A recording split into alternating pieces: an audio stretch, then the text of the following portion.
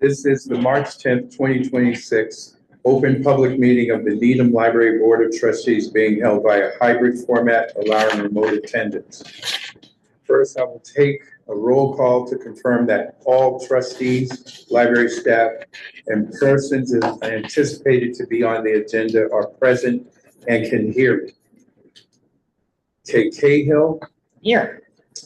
Gerhard Gray. Here. J. Fialkov. Here. Megan Small. Here.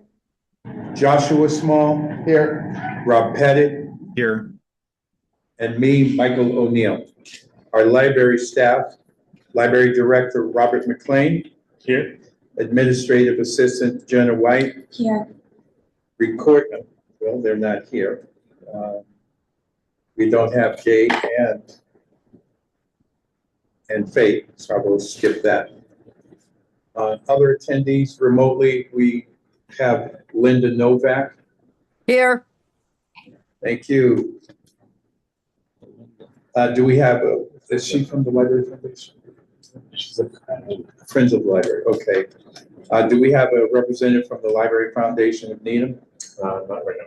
Not right now? Okay, thank you. This meeting is being recorded. If there is a problem that prevents our completion of this meeting, we will reconvene on Wednesday, April 15th, 2026. This meeting is called to order at 7:04 p.m. Public comments. Citizens are welcome to speak up to 3 minutes each, not to exceed a total of 10 minutes. Citizens are encouraged to inform the library director in advance of their intentions to speak. Those who provide advance notice will be called upon first. While the board will take public comments under advisement, there may be no opportunity for discussion or debate during this portion of the meeting.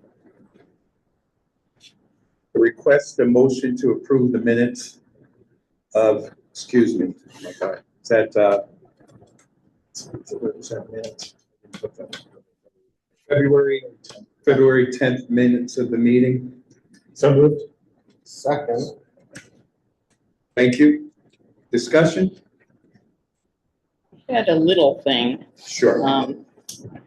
That is, let's see, what do I put it? It's page 2, the second paragraph that begins the general discussion. Farther down in that paragraph, the term bait and switch is in one sentence. And I just felt like that's a little bit of a negative connotation and wasn't exactly, we didn't really mean it in a negative way. So it basically says the trustees discussed the precedent of using state aid to fund the position in the short term, but we're concerned this could be a bait and switch. I thought maybe we should say, instead of bait and switch, we were concerned about hiring an employee who would have no assurance of a job beyond the 1 year mark, which is really what we're saying. Or even to say, in the short term, with the hope that this funding would be Adequate? assumed subsequently as, part of the town budget. No, isn't that the plan? Yeah, the point was that, Right, that this is sort of transitional with the hope that this becomes, is that Yeah, but I think I might have been the one that said bait switch. And the meaning behind that was with regard to the person we hired. That we didn't Yes. want to hire somebody under false pretenses. Right. That this was going to be a sustained position if it was, well, we wouldn't do limited that, funding. right. right? But we talked about that. We would never suggest to anybody that it was anything other than whatever. yeah, I mean, we don't have to change it, but I just felt like bait and switch was kind of a negative, basically what we're, and it's a metaphor that seemed a little negative to me, but You may just not be it's- doing the work in the sentence that we want to explain, which is Right. more. It's more important to talk about the fact that we wouldn't want to hire somebody into that position Right. and not be able to guarantee their long-term employment. That's what we're trying to say. We want, So but it's not bait and switch towards the town, it's bait and switch towards someone that would be hired. Right. Right. But Which what is you important wouldn't to do. clarify in the Yeah. sentence. That makes sense.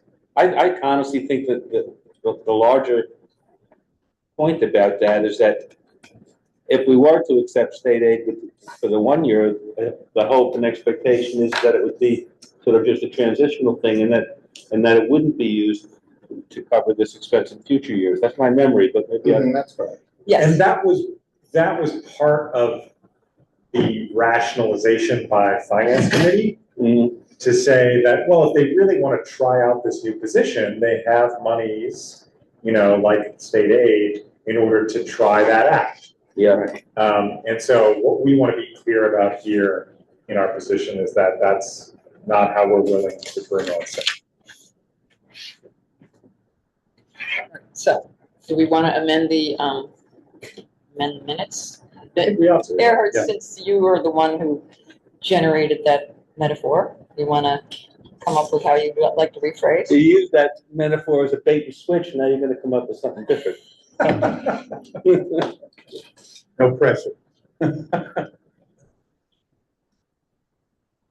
I think it's that this would be inappropriate to bring on.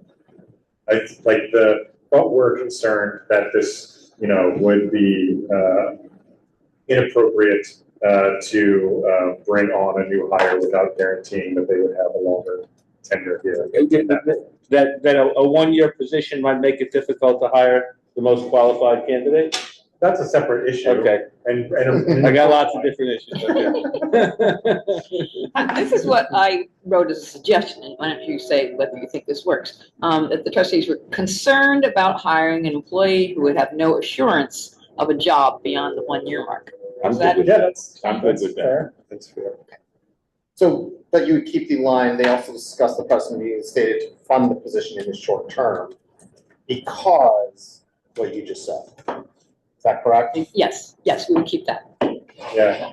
And just take out after the word concerned and add what you through just bait and said. switch.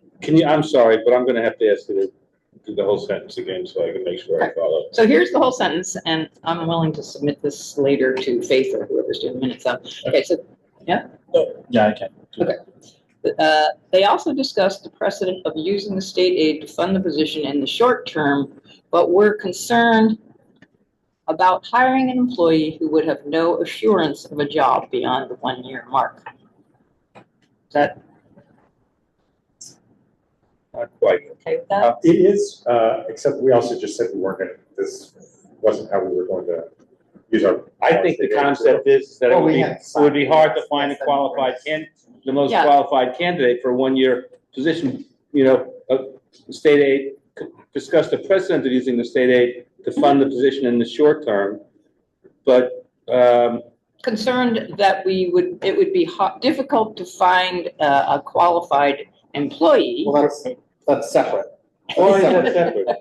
Because one is the precedent of using the state aid, and then the other is, even if we chose to use the state aid, would we be able to find a qualified employee Yeah, that only want to work for? I don't know that it's separate because it's basically, that's the only way we're funding this year. And that's why the reason why we wouldn't. Well, we no, wouldn't be the able only to- reason we're funding We this wouldn't year. be able to make any assurances going forward. Because we have to I don't rely think on that's state correct. aid. I think the reason that we considered or we discussed funding it with state aid was because the DSR4 did not go through. Not because that's the only option. Need to do this would be seen as described. I think we also, if we're gonna add to this paragraph, we should also say that the trustees requested from the staff of the library, if this is even something that would be feasible to use state aid for. I'm spitballing here. To use state aid for relative to other priorities of the library. And I don't see it in the minutes, but my memory is that Rob expressed some real reservations. Well, we asked them to bring us if That there was. Yeah, I think several people did Yeah. express But, reservations, yeah, and including Ron. I think we were in a situation also that because it was turned down a few times, this was something we were really just looking at as a potential funding source, but hopefully being able to go back to the town eventually and get ourselves funded yearly by this. I didn't know I was gonna open such a big can of worms. And now I'm also seeing that Rob, do you remember? I'm also anything? seeing that the following sentence addresses some of the concerns I've been raising, which Yeah. is the expectation that the town would fund the position, so Yeah. it's already there. Rob, did you want to chime in? This Rob or You, Rob Pettit, sorry. yeah, I honestly I'm fine with Kay's proposed amendment. I think that combined with the rest of the minutes encompasses what we were intending to cover. And should there ever be a further clarifying question in the future, we can always turn to YouTube. To watch, he means to So- watch, he doesn't mean to serve, he means to watch our To watch our meetings. meeting. It's all recorded. So do we want to use Your language, you the want to instant my propose your language language? or, No, but okay, so then, well, I can send the language. I got it. You got it, okay, good, I'll send it to Faith. thank you, it's a good point. Okay, good, all right. Now, do we have to vote on the amended part of this? Yes, I think we have to vote to, Well, we still have to vote on the accepting the minutes. Yeah, well, yes, just to make sure that this newly amended. yes, we have to vote with the minutes as amended in this discussion. So, you want to call the vote as, for the minutes as amended? So you want to make a call as the voted, as the minutes just were amended? Yep. Yes. Okay, so I have to do a roll call. Kay Cahill, Aye. Gerhard Gray, Aye. Jay Fialka, aye, Megan Smith, Small, aye. Small, sorry. Joshua Small, Aye. Rob Pettit, Aye. myself, Michael O'Neill, aye. It has been accepted. Right. Any other comments?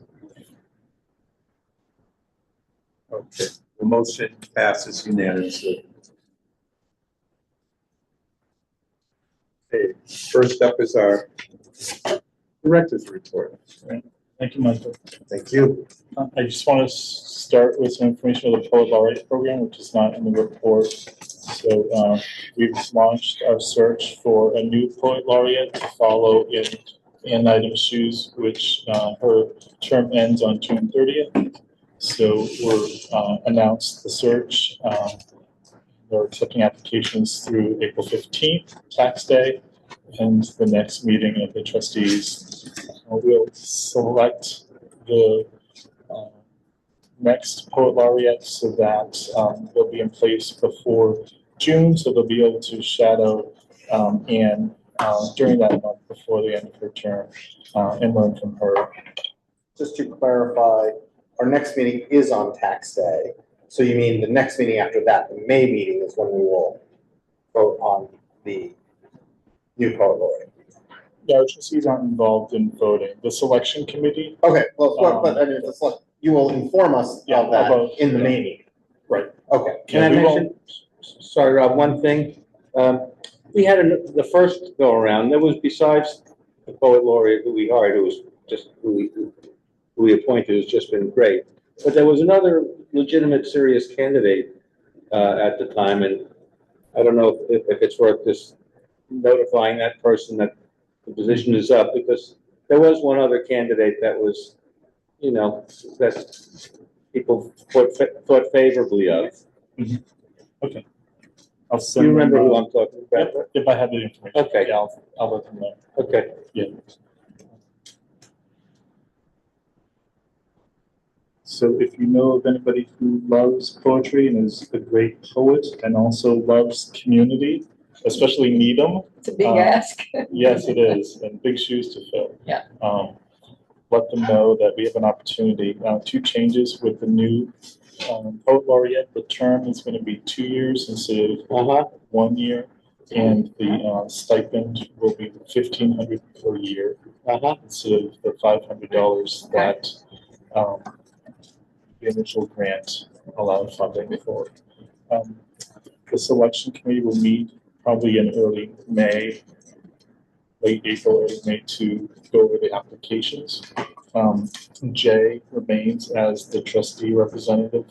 We also have Kevin Keane from the select board, Carmen Fields as a resident representative, myself, and then another library staff member. So it's very exciting. Yeah. Yeah.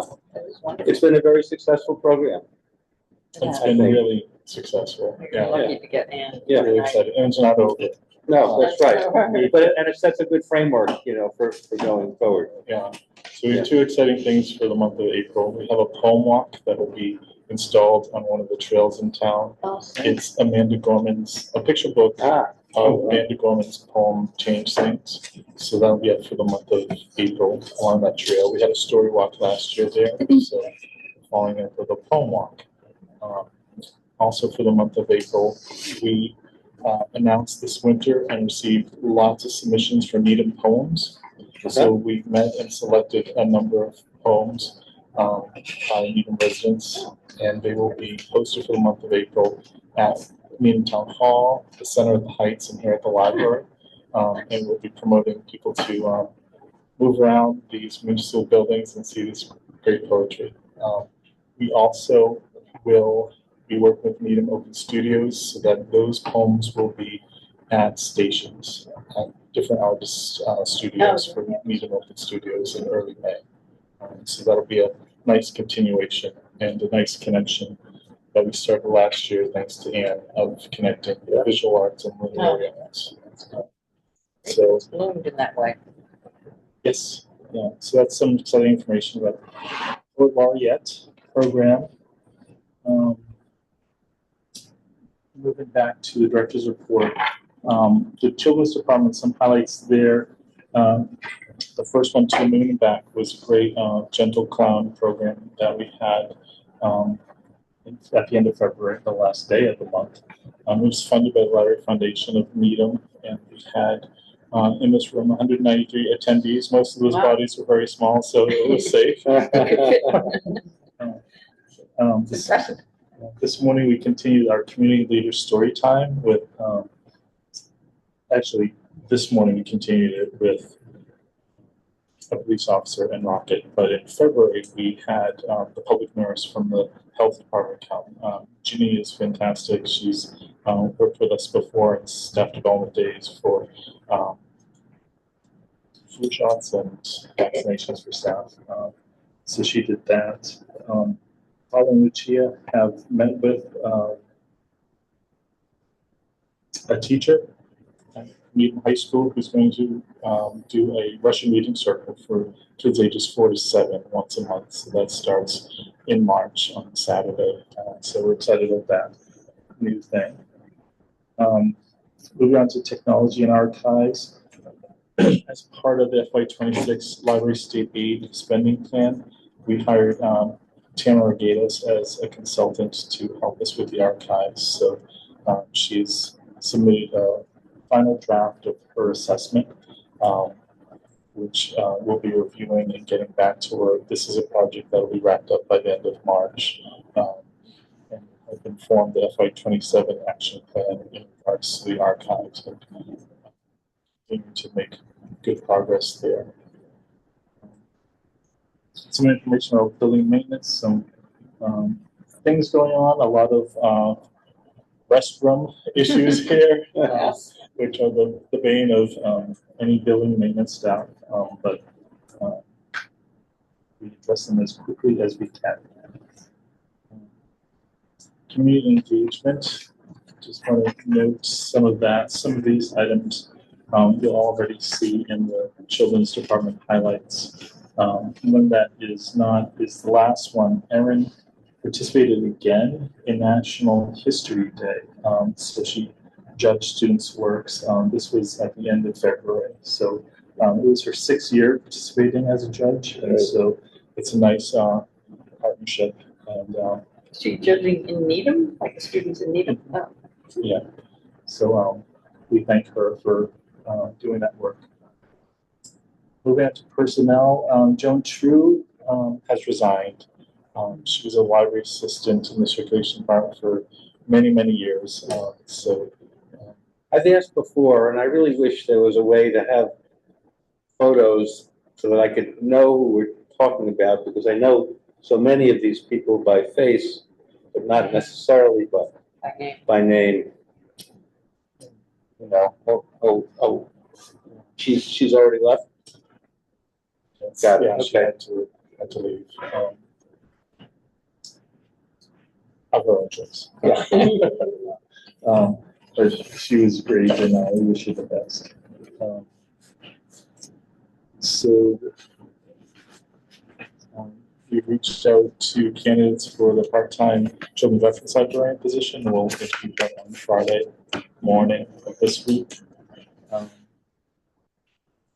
this week we're going to post 2 part-time library assistant positions in the circulation department. One is open because Ginny moved to the tech services department, and then Joan just retired.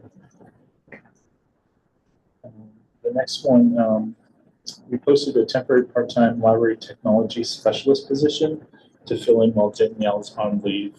We had interview this morning and have had a verbal offer accepted to a candidate who will start on Thursday. When So will this happen? it has happened. It's happened. It's written as if it's happening, Oh, but okay. it has happened Has happened. And since is yesterday. Danielle on It is, leave? yeah, until she'll be back May 4th. Oh. So this person will work Thursday, March 12th through Friday, May 1st on a temporary part-time basis. Not on archives, but just on technology, hands-on work, but also setting up the team room, the technology in the team room. Great. Some of our needs. I want to thank the HR department and IT department for. IT will be helping us, team room too, and some other issues. You mean town? Town IT. Yep. But this is a solution that will be nice. And Great. we have funds within our the salary line item to cover this additional expense. Can you hear him, Rob? Edit, I want to make sure you can hear. Yes, I can. Thank you. Okay. The next bullet, we have some staff going to conferences in the next few weeks. Diane is going to Virginia for the Computers and Libraries Conference. And then Gina from Children's, Karen from Circulation, and myself are going to the PLA conference in Minneapolis at the beginning of April. So that's all made possible for the professional development money that trustees set aside for library state aid. Great. We continue to try to get scholarships from MLS. Mhm. As you know, I think we received 11 scholarships last year. That's great. I think other libraries have Complain? found out about, you know, the availability of this money, so it hasn't been as, you're limited to one per year also. But, you know, we got, I think Karen and Gina were like 35th and 36th on the wait list for scholarships. So, Got it. you know, we tried, but. Enjoy last year. You got it, Yeah. Liz. But, so the library state aid is great. We're averaging 5.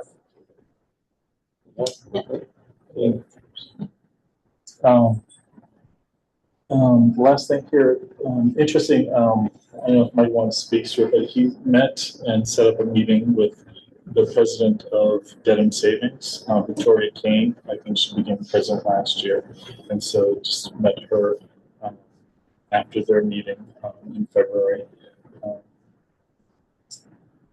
To run a class here at the library in project leadership, is that? Yeah, they have some workshops on fraud, which Okay. we're following up on with them. They also have financial literacy programs for teenagers. So there's some opportunities there, and they've just built and opened a branch down the street by the fire station Oh, okay. on the way to Needham. They're in Needham now, so they want to kind of spread the word. They actually, what really, I had a friend, was a meeting that was set up for something totally different. And we had just had our board meeting and the light bulb was going on. I said, hey, there's maybe we were talking about funding a certain position, and I just said, well, you know, I'm going to this meeting, let me ask and talk to this person. And then it hit me again that what really stimulated a lot of that is I knew they were financially solvent because they actually own their building. They're not renting, so they are here to stay. So they, I met with one of my neighbors, two of my neighbors, but one of them works at the bank. And I said, you know what, we have some kind of needs for programs. Do you have anything like financial literacy? So I said, why don't we meet at the library? First, I wanted to meet at the bank, and then she suggested the library. I said, no, it's a great idea. And then that happening, luckily Rob and Diana were here, Aaron was here, and they actually aren't building a financial literacy program. They already have a curriculum for that. So all we're gonna do is just get our student body together to help that. But I think there are other parts of that relationship that can be much more helpful in a financial sense, but that would have to go through Rob in the town.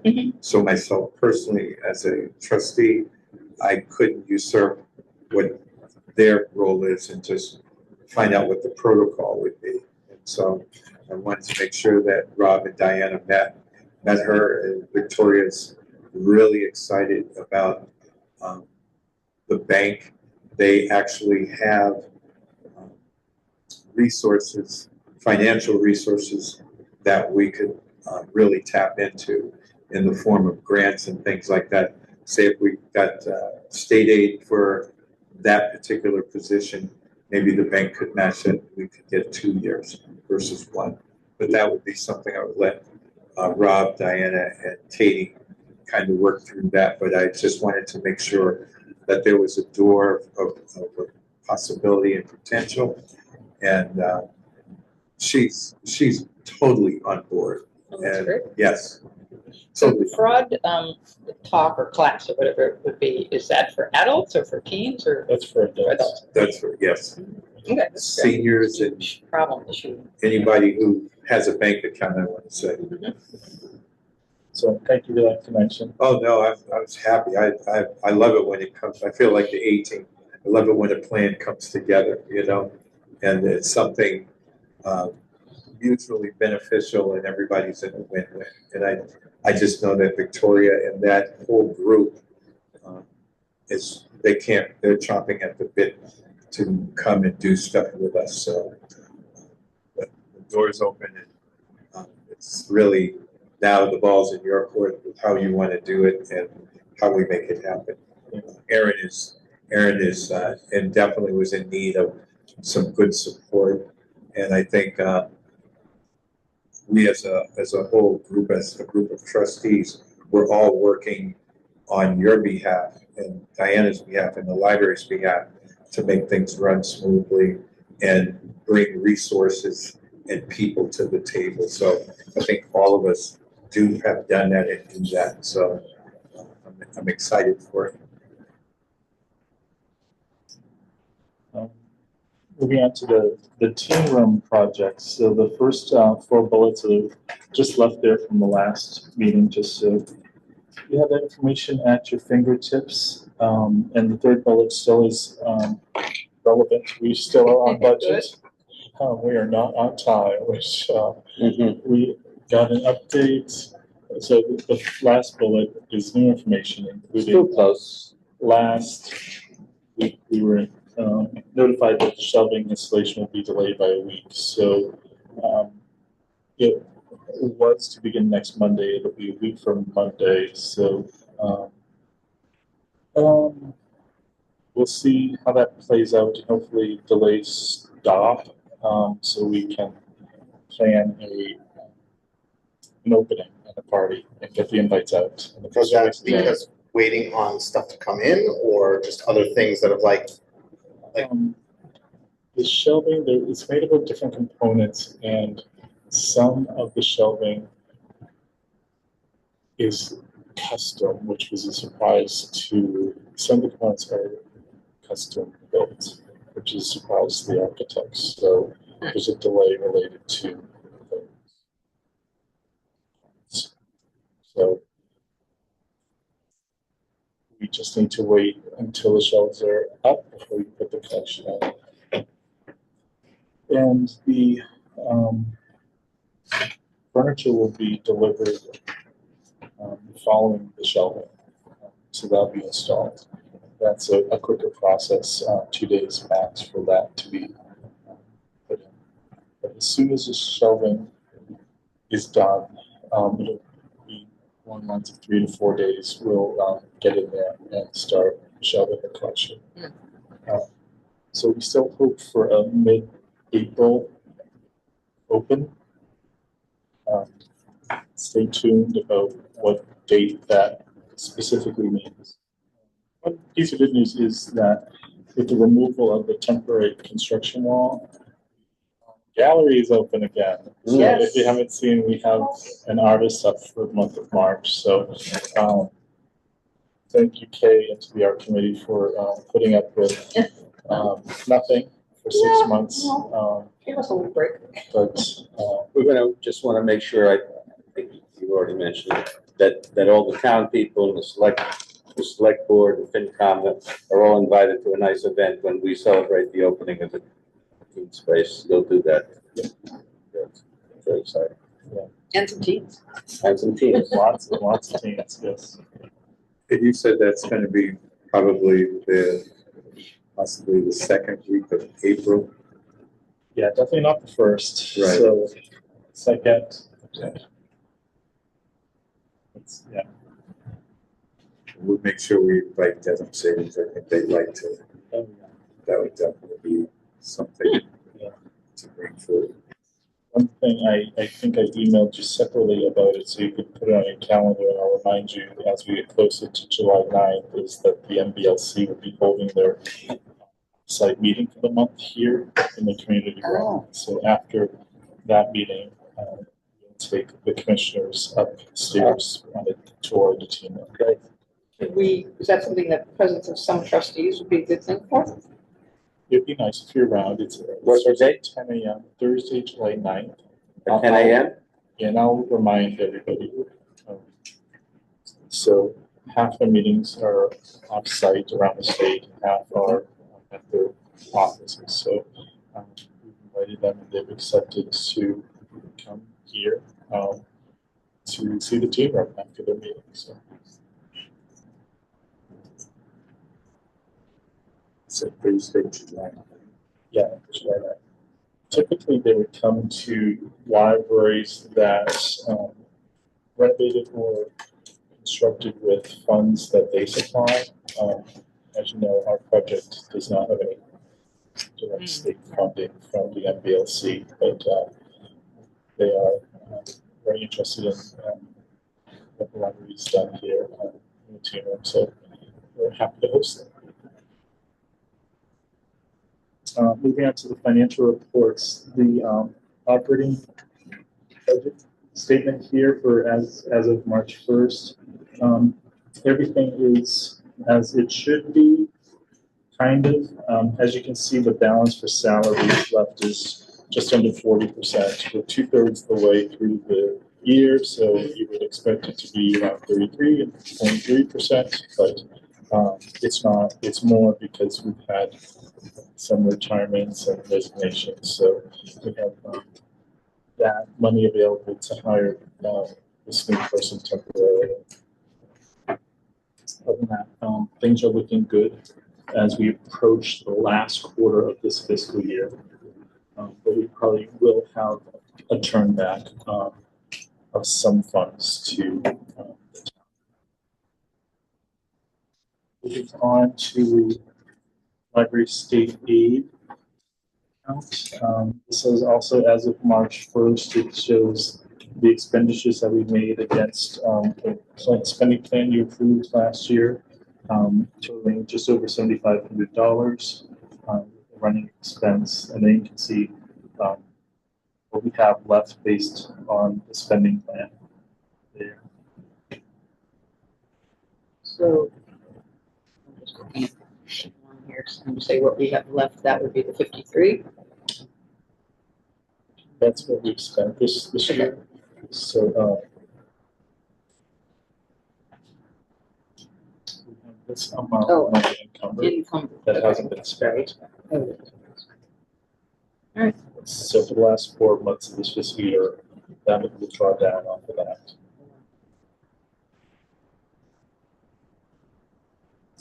Moving on to the library trust funds, some activity here, mostly in the permanent donation fund, and this is because we've changed the way the Library Foundation and the Friends are paying for programs that they're funding. They're no longer taking on administrative tasks, so they've given us big checks that are deposited to PDF, which we then are paying those program invoices and other invoices out of. So that's why you're seeing more activity than you have in the past from the PDF. There, and then just a note on the trust funds. So as you may note or remember or be wondering about, by now you would have received and approved a trust fund spending plan for this calendar year. You have not.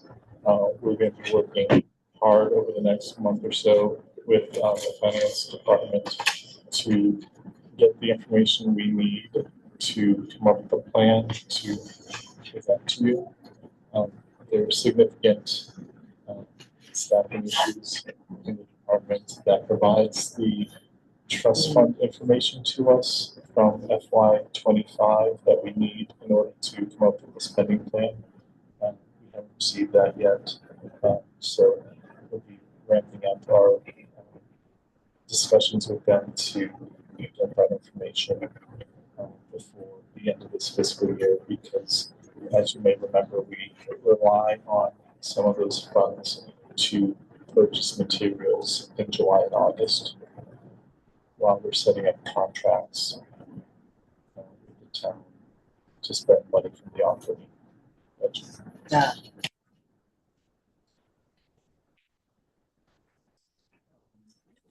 Just a note on the back to the operating budget on my report, I've left also, just if it's useful, information of the FY27 operating budget request, and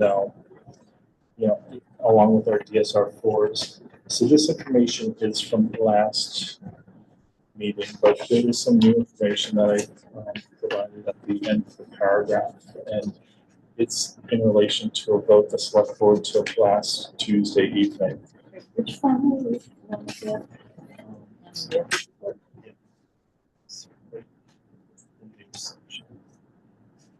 So they've approved a 3% cost of living adjustment for non-represented employees for FY27. So that'll be part of the budget that town meeting will take up and consider before. So Well, that's we'll not be there. So that the money. non-represented employees, we're talking mainly about town management positions. Is that primarily what we're referring to? Any employee not represented by AD, which is all library staff except for one. So this money is not part of our operating budget request. Money to cover this is within a line item controlled by the finance department. You don't have to carve out requests to raise. So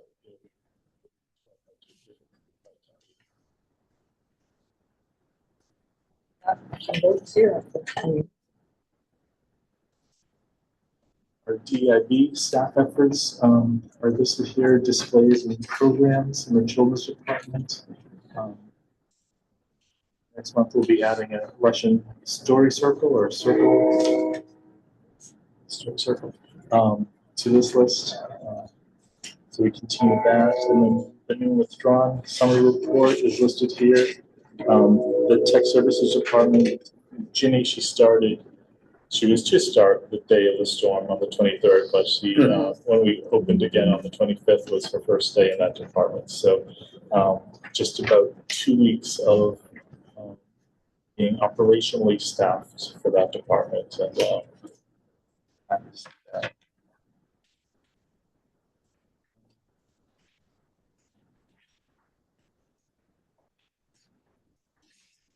monthly statistics report for February is here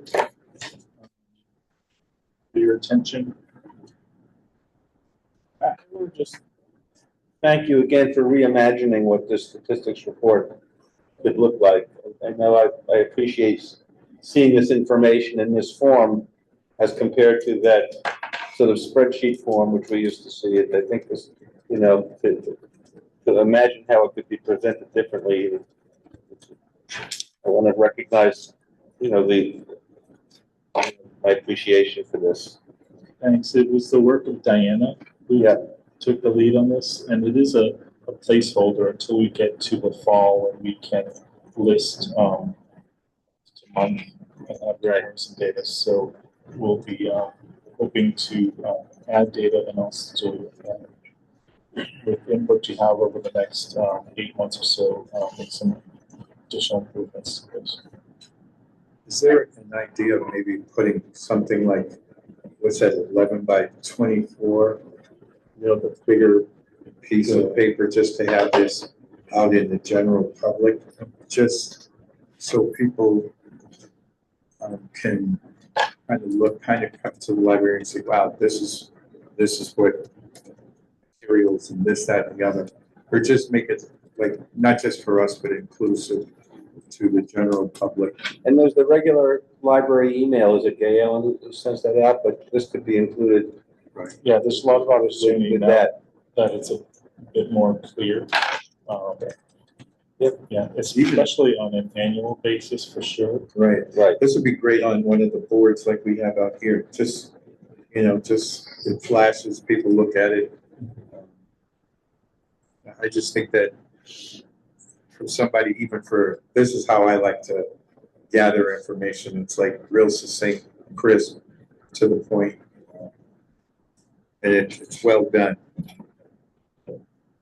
And impressive that, for example, 19,000 people or walked through the library doors this past month. Well, I came more than once. All day. And we were closed 3 days in February. Yeah. Due to the storm. So yeah, it was an impressive month, and a lot of work still got done because it needs to get done. So it's up to the staff who did all the work behind these numbers. Yep. They don't just come and Yes, it doesn't just No, drive. we get it. We appreciate that. We Thank you. we see it. Somebody has to gather it. It'll be great when the teen room opens, because that'll even further these numbers with the library visits, in-person visits. Yes. So we have people counters installed at the 2 doors to the teen room, so we'll have that data. Right. So that's the end of my report. Other questions?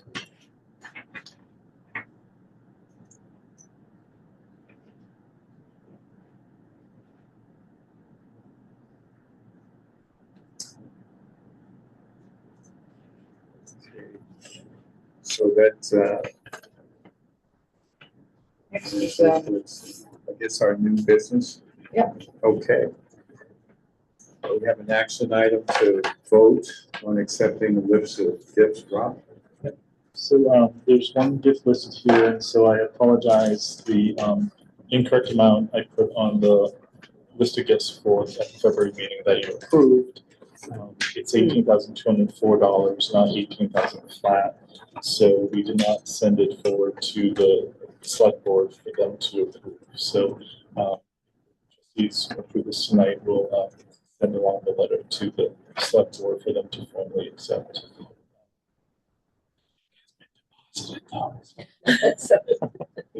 But we'll formalize it. Move to accept the revised amounts.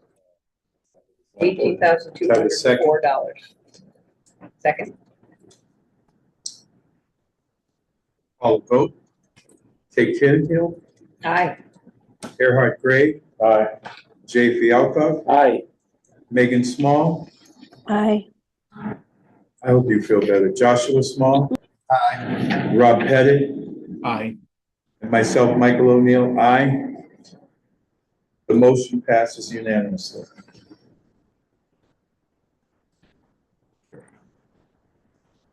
Okay, Rob, talk about the draft of the FY 2027 Library State Aid Spending Plan. Thank you, Michael. Normally we don't, this is early, normally we don't present a draft until we've received our second payment. We won't get that for 3 or 4 weeks. We thought this would be useful now because of the discussion prompted by the actions of the Finance Committee denying the DSR 4 for 18 librarians. So we wanted to present this now and want to emphasize that it is a draft. When we do receive the second payment, which the MBLC does not know what the exact amount will be, but it should be a little bit more than the first payment, which was 40,000 and change. When we know that number, we will revise this plan to use those funds. But, so this is just a draft of items that are on the 26 spending plan and then some that are new. So jump to the new ones or go over each item. There's the last couple items on this list, which you may be very curious about. Yep. So I could jump to those I have some or Questions start about at the the old ones, actually. Okay. Just looking at the overdrive and canopy numbers, are larger, as far as I can tell, than they were previous, and I understand why. But like going forward, these are now, I mean, overdrive is clearly something that's been used. I've been on board now almost 3 years, and we've been talking about it for 3 years now. So at what point do we try to, like everything else, because it was experimental, try to shift it over to the main budget? Right. So our FY26 budget incorporates our overdrive funding that was in our library state aid spending plan. The $15,000 that is an FY26 library state aid spending plan for overdrive was additional funds to help start building a digital collection. The other funding, it's 25 or 26,000. I think it's 26,000. 26. Is used based on the demand and holds this. So the 15,000 this year is to build a collection, purchase audiobook formats that don't show up as much on the hold list, by children's books, teen books, fiction, genre fiction. Right, the 25,000 that's here.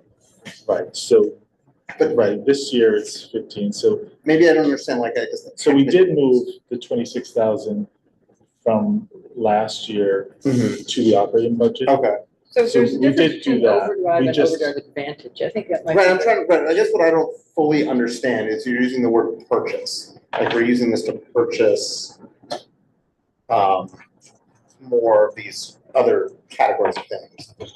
But this is a software where it's licenses, and is this not an annual? We're purchasing licenses. Right, but they're not permanent purchases, like, Some of them are. oh, are they? Okay. Some of them expire based on a time limit of 12 months or 24 months. Some expire based on a checkout limit of 26 checkouts or 52 checkouts. Some expire based on which comes first, 52 checkouts or 24 months. Some are don't disappear. They're just one copy, one user forever until we leave. So it depends on what publisher we're purchasing licenses from. But to get to like your bigger point, not to cut off that. No. But I mean, yeah. I mean, Canopy is an overdrive product Right. that we, it's streaming movies, and Yeah. it started out as very sort of like documentaries and foreign films. It's expanded to be, its scope is broader now and more popular, and the funding we have placed in this fiscal year is not enough to meet demand. So we're looking at ways to rein in the use of Canopy for the last 4 months of this fiscal year, so we stay on budget. So this increase of 12,000 would help us meet that demand. This is for FY 27. Yeah. The operating budget that we approved is for 27. So our plan is for FY 28, which we'll submit our operating budget request in September, October. Will be a DSR4 to move Canopy into the operating budget, because Canopy has been here for a number of years. yes. And so that will be one of the DSR4s that we will move, because yes, to your bigger point is that things that are essential to the operation of the library and expectations of patrons shouldn't live here forever. So we're actively trying to move them into our operating budget. So because we did move the other overdrive chunk of 26,000 last year into our operating budget, like to move Canopy. We'll always be asking for more for our materials line item within our operating budget to increase to meet demand. So, you know, that 26,000 for FY 28 will grow within the operating budget. So yes. Yeah, that makes sense. It's good to know that we have a transition plan. Yeah, because otherwise it turns into like a field of dreams things. Like if you build it, they will come, and you know, or like it's an induced demand. Like building an extra highway doesn't actually help you with traffic. And if I'm remembering correctly, we used to have not just Overdrive Advantage, but the regular Overdrive was being covered by state aid for a while. That was has been transitioned. Overdrive, not Overdrive Advantage, is now in the operating budget. Right? Yeah, they're both Overdrive Advantage. Oh, they are. That first big one was, we really spent it based on the holds list and to get new popular titles into the collection and manage the holds list. So that's not how we build our physical collection. So the smaller amount we added this year, which is 15,000, which proposed here 25,000, and this is a draft, is to help start in a small way to build a collection like we do, so people who listen to audiobooks or looking for picture books or like cozy mysteries or in classics can find stuff in the and not just the New York Times bestsellers. Yes. Multiple copies of those. So and then Kim might also be remembering to the Overdrive Basic was originally coming from state. That's what I was thinking. Overdrive Basic was Just the we used to access cover to that. the licensing. okay. We did move that into the operating budget. Yeah, that was So several that's- years ago. Yeah. But yes,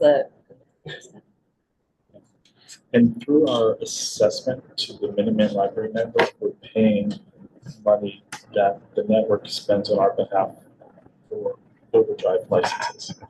So that's another pot of money. So the Minuteman Library network spends about $2 million a year on Overdrive. Those licenses are available to all Minuteman patrons. All our Advantage licenses are available to Needham cardholders first. You will always jump the line and get our stuff first.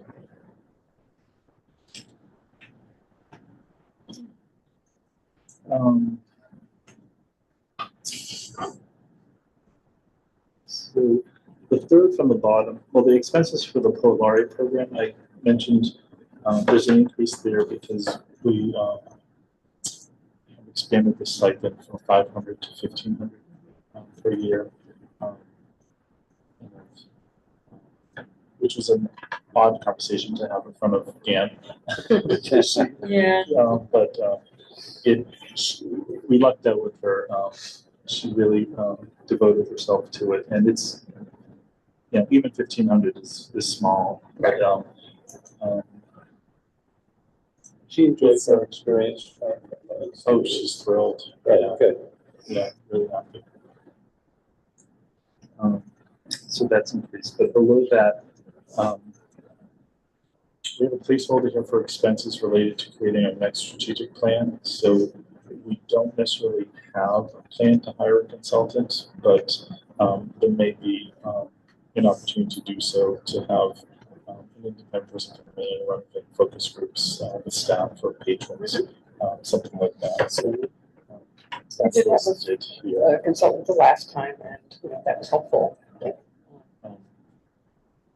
We are, I think, as I mentioned before, just planning to do a lot of the work ourselves with a lot of input from staff, but there may be parts of the project where it's good to get somebody who's not as dependent. So, Yeah, I think especially if we want to do any larger scale community engagement, and like analyzing large scale data from surveys and things like that, it's helpful to have to be in charge of that work. I think some of the credibility of saying we're doing things aligned with our strategic plan comes from the fact that we do a very rigorous and thoughtful approach to community engagement. There's actual data. Work. Yeah.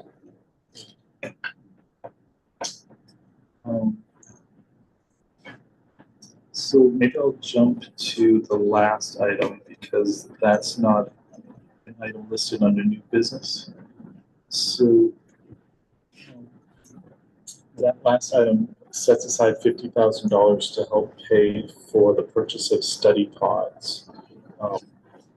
That is money that would be supplemented by funds from the Friends that was raised by the event with Doris Kearns Goodwin, which was money for capital use for the library.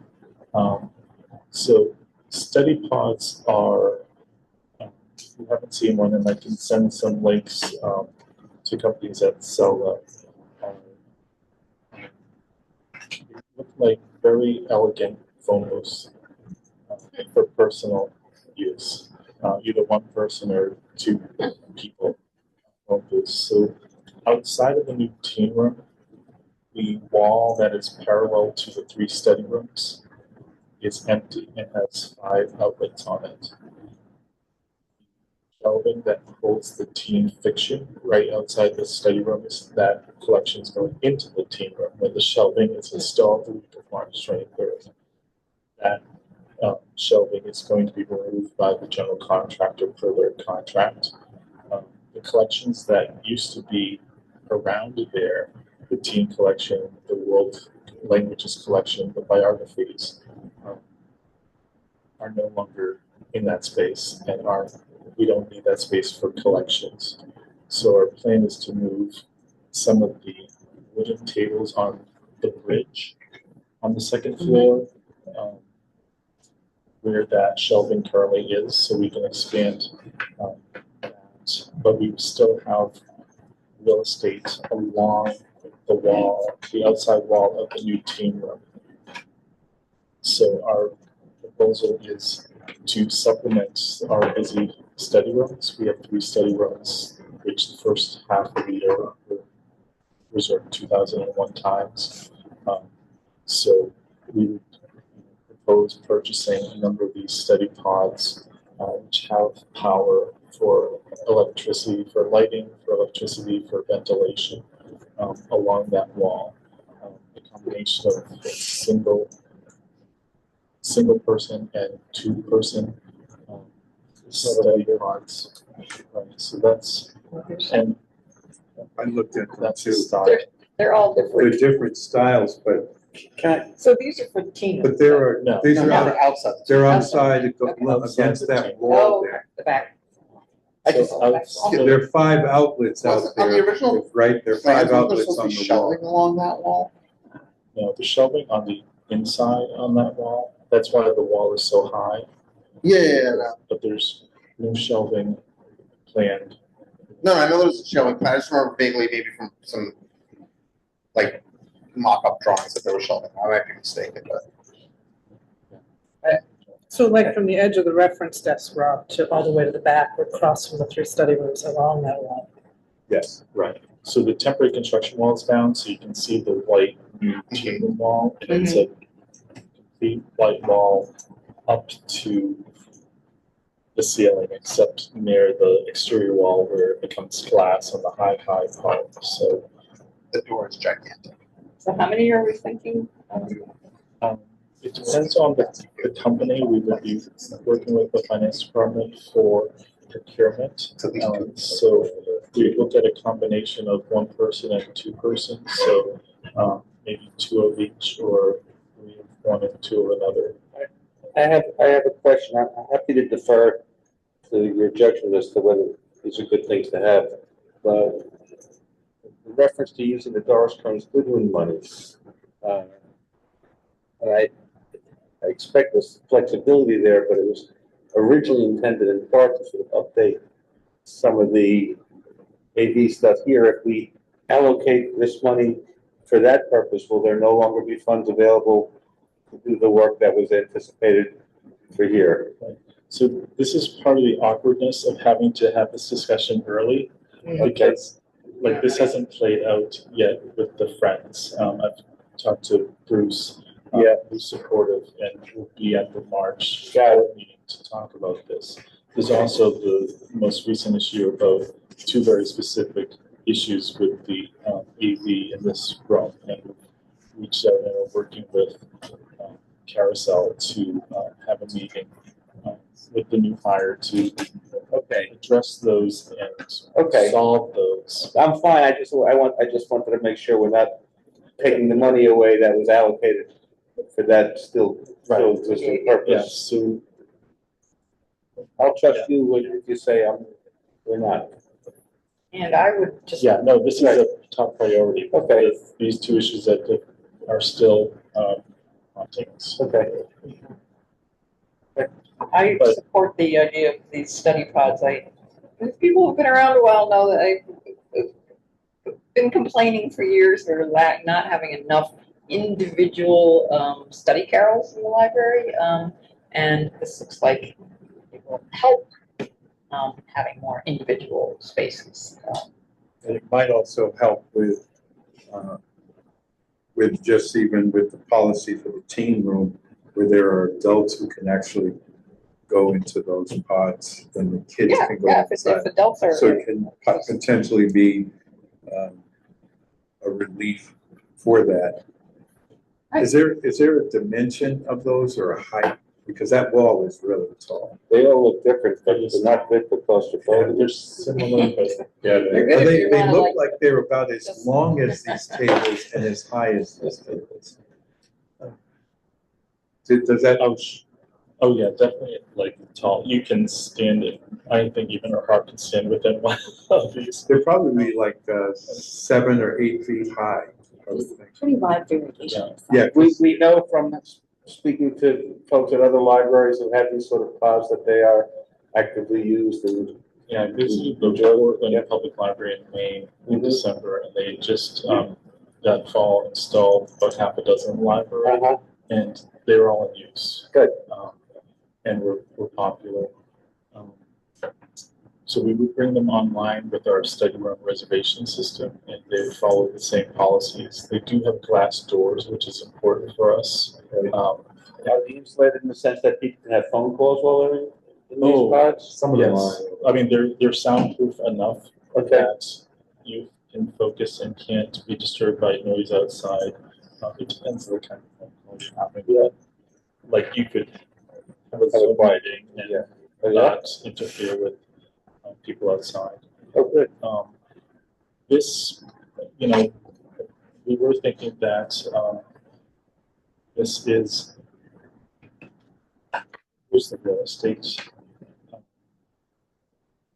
and it's a nod to the fact that yes, we are enclosing 4,000 square feet, 3,200 square feet of which is not enclosed by a wall. Whether or not you can go in there, some people may not want to go in there. So it's an added value for patrons who aren't teens. For, I hate to say short money, but like short money in the sense that it doesn't involve construction. Right. Like rooms. Right, Yeah. right, And wiring and stuff. right. It's sort of installation and plug in and Yeah, for people who come to the library wanna, just focus and not be sitting on big tables with lots of people. Yeah, I think it's a good thing. it's also using, sorry, just a couple of things. That area is not involved in the renovation for phase 4, so it's not something we would need to undo when we got to phase 4. It would be a complement to that work that would be done. Also, we're thinking of 1 person and 2 person and not ones that are designed for 4 or 6 people, because those extend much farther out from the wall and we don't have that kind of real estate. So we're looking at 1 and 2 people, Yeah. 2 person study pods. This is dependent on the friends liking the idea and wanting to help pay for something. If we were restricted to library state aid, we might have to adjust our plans and maybe make it a multi-year project or something. But if everything were to go,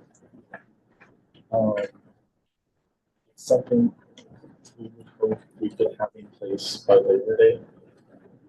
After Labor Day, study room use increases a lot when people are on vacation. So it would be nice to have these in place and that's a bit for reservations. So there'd need to be reserved. Yes, they would be part of the study room.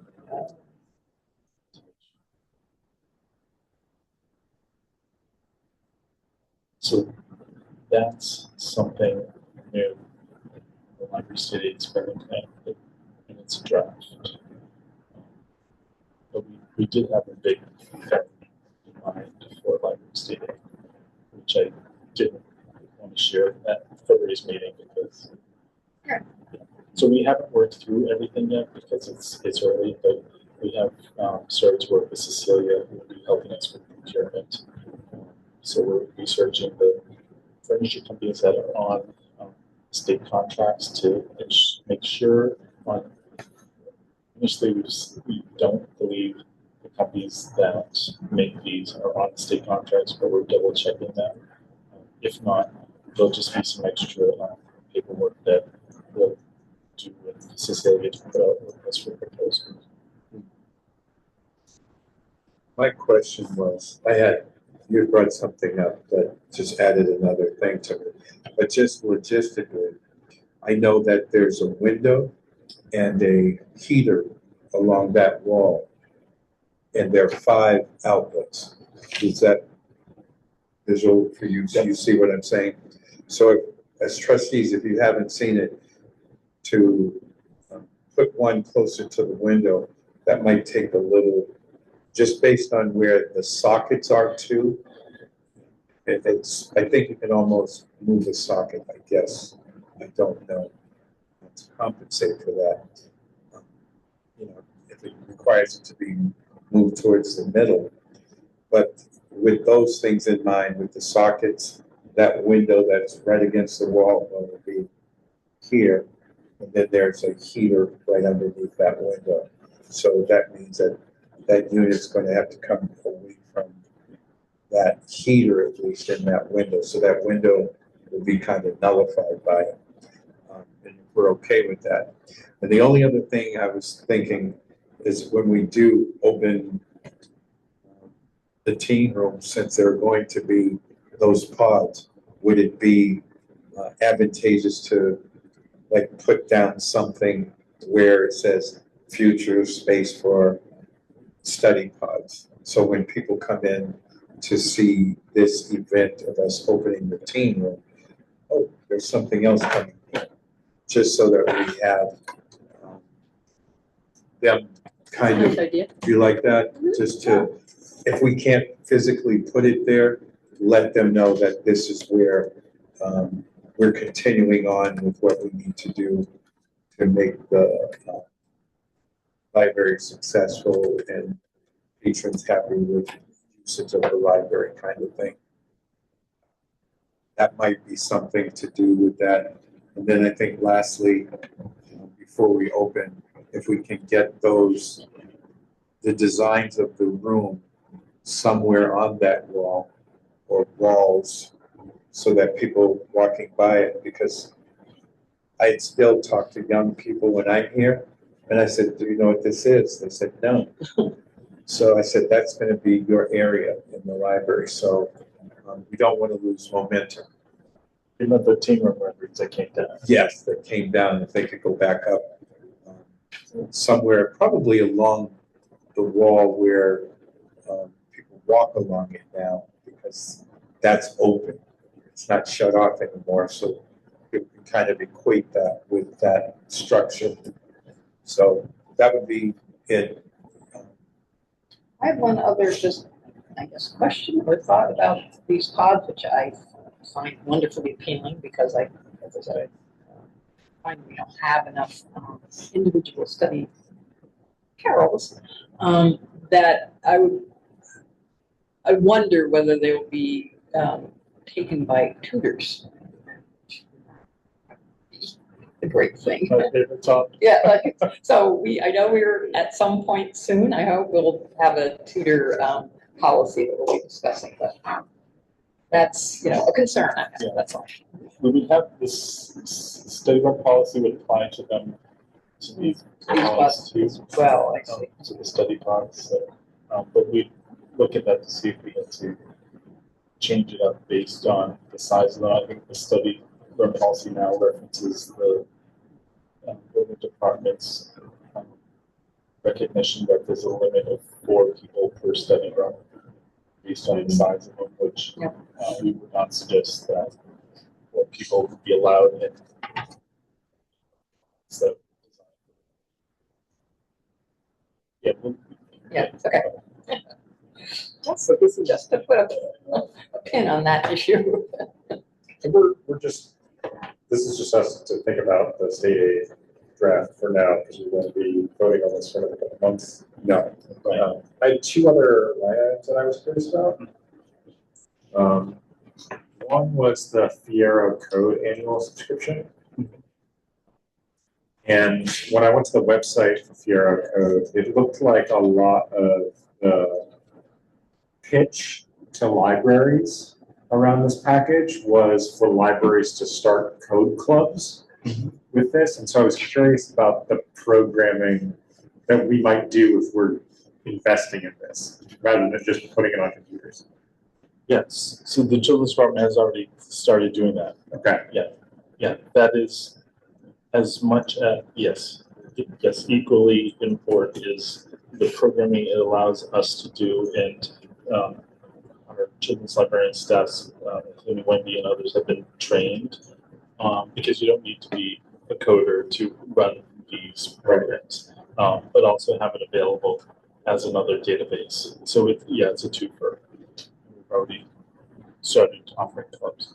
Okay. Would that Fiero code be downloaded on our hard drives here upstairs on the computer area? You can access it from any computer if you go through our website and just log in and create an account and that way, either on site or off site. The second question I had was the vScan software license. This is one of those things where I'm curious what our timeline is before we transition to putting this in the operating budget. Also, this was not in state aid last year, at least according to our current line items for this past year. Maybe it's there and maybe it's hidden in something and not called vScan software, but if you look at like our state aid expenditures that we reviewed earlier in this meeting, the vScan software is not listed there. I think it was a one-time in one of the previous ones. Let's go back to. So it was just like a one-time expenditure at the top. Yeah, exactly. I think so. I'll send out the FY26. I think it was approved and it was revised and approved again. Okay. But yes, I'll send it again.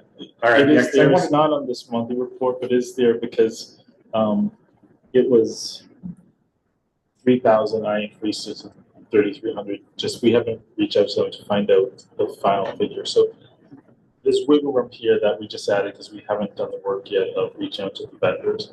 But yeah, it was there, and we just used the FY26 to create this, and so but I'll send it out. Because it'd be good to have those categorized within the encumbrances in the same way that we do with some of our other licenses. Yep. Just so that we have a running idea of when we're paying for this and know that we're adding this on as another year, and then what's that timeline to try and fold that in if it's a successful program. Right. Yes. So we did put it there, but we had the exact dollar amount, and so Okay. once I zeroed out that line, I removed it. Got it. So Like the same with the revitalization trust fund. Yeah. $1,500 when we pay that bill, it gets zeroed out and falls Okay. off. But yeah, but I think we did talk about before a column saying sort of what year this started to be on, right? Or maybe not even just started, but which years it was on, because it paid for 1 year or whatnot. But something like Assabet, but also Zero Code. I'm thinking around FY30 or something like that. So like we will have, I won't put it on here, Right. but like it is our intention that every single year, at least a couple things are DSR4s. Yeah. That feels like a report that we could look at once a year, maybe when we're going through the approval of next year's state aid budget, that you could have that list and we'd review it and be like, okay, here's how many years we've done each of these as a pilot. And here's our plan to kind of turn those into DSR4s. That would be really helpful context for us as we're approving the state aid budget every year. Mhm. Good point. It's only got to be year 2 of these games because they just switched over. I know it's relatively new, and I know we paid for it. But I wanted to have that context going forward about, okay, it's been. I would like to add that it is a much better system than the old one was. Yes. It is It's very slick. very fast. Hey, Mhm. bless you. Thank you. So this is a draft. I'll say it one more time. Yep. So we have about $40,000 coming in April, which we will come up with a plan for that money. So one thing you'll see here is, we reabsorbed that $79,000 or so that was set aside for phase 1 if needed. It's not needed, so I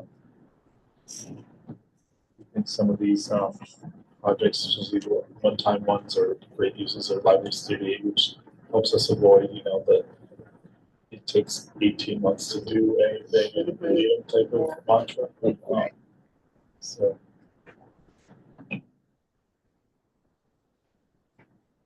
Any further discussion? Thanks for that. About, you So want are we gonna be just, approving this when, I'm sorry? No, it's just a draft. There's nothing. Draft, but I mean, I think at one I think June is fine. What we typically do, I think before we had submitted the draft in May.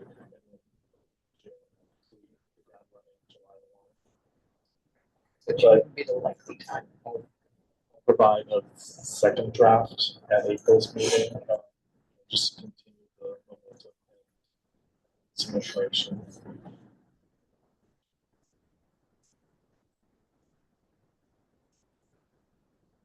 Rob, would you like to discuss the Bosworth room? Yes, so the Bosworth room is a beautiful space that is currently full of teen graphic novels and manga. So when the shelving is installed in the teen room, we'll be moving that collection into the teen room.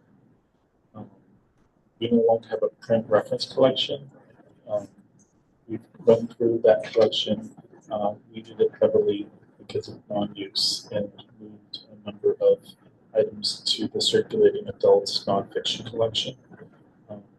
So what to do with the space? So we came up with a plan that I've shared with some members of the Friends as well as Rob, and we wanted to share that with trustees and just get your input on it. So that idea would be to move the Friends bookshop from its location on the ground to the shelving within the Bosworth. This would free up that space for us to potentially purchase some additional seating for staff for patrons. Combination of study cabins and staff seating along that corridor, similar to what you see on the second floor.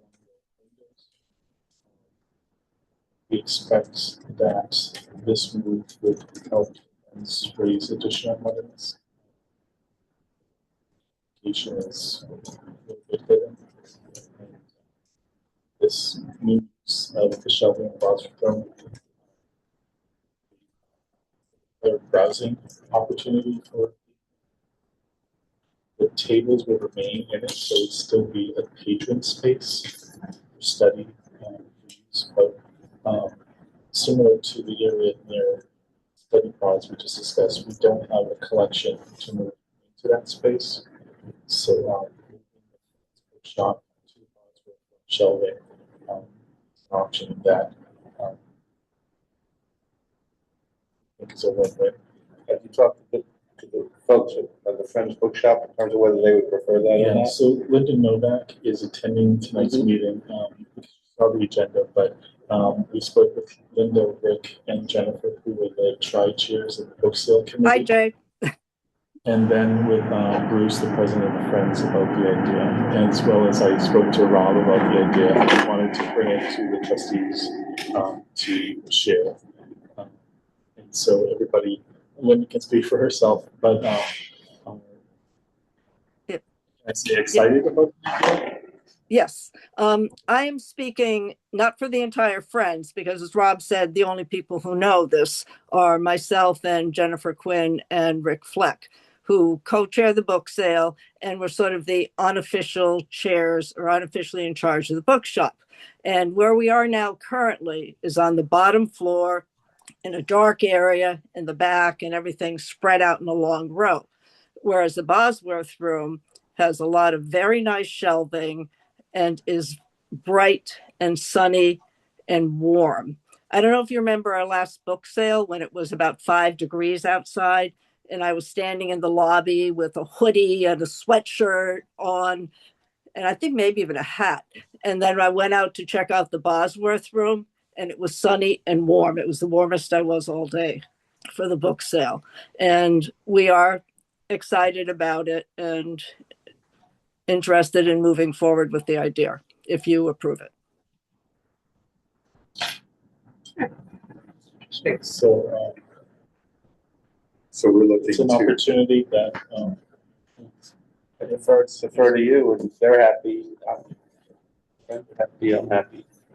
What are the alternative uses that have been explored?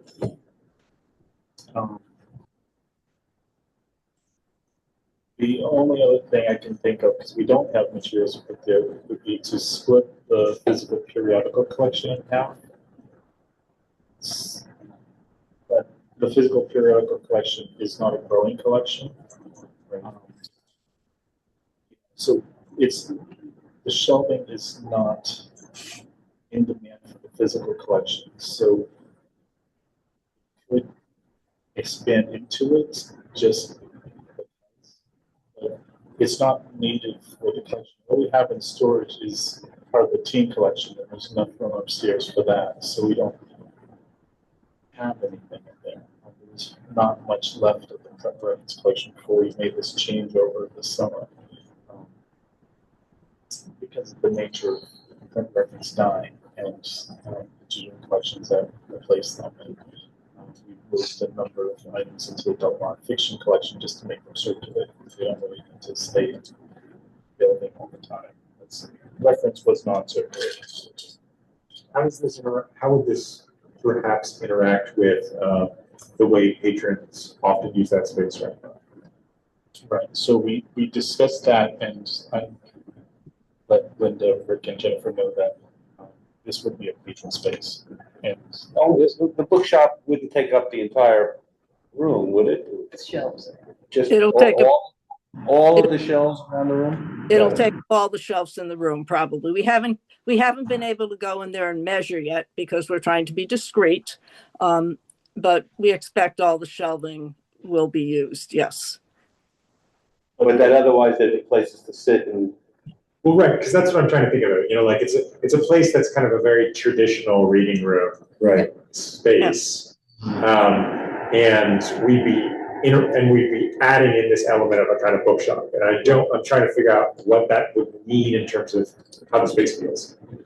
Yeah. Also, it is a quiet space, place for quiet study. Yes. You know, that you're not allowed to be on your cell phone. You're not allowed to, have groups in there chatting. It's a place, and so it sounds like we could potentially maintain that quiet space. The bookshop is not a hustling and bustling place in the library generally. The only time there would be any interference from us mostly is when we restock it, when we're bringing up carts and we put more books on the shelves. And of course, there's 3 weekends of book sales, which would be used a lot those days. But other than that, it would be fairly quiet, and we might find a whole new clientele of people interested in coming in and looking at the shop. And we have a honor system where we have a cash box and people just put the money right in there. So there's not somebody there all the time watching out for it. Yeah, I'm just deferring to your experience with the library staff about how they see that room being used, how folks are around the book sale space that currently exists, and if there's any clash of cultures that might happen. Yeah, I mean, it's a good question because we have a policy in place that is a quiet space. So we just have to. There's an official policy about that room? It's been there for a while. Yeah. I remember voting on it years ago. We were I haven't read it recently. Yeah. So our staff are in there stocking the shelves already, with our collections. So that's not new. Our experience with this bookshop is that the shoppers aren't, extra noise or what have you. One thing that Linda, Rick, and Jennifer implemented this winter is ability for people to pay. I don't know if you're using Venmo or PayPal or Zelle. Yes, PayPal. So there may be less noise from coins falling into the wooden box. Is that going to be the thing that you will use? And is that what you're going to use is like Venmo or PayPal as opposed to somebody physically putting cash in? Because when you're physically putting cash in, that might create another dynamic. Yeah.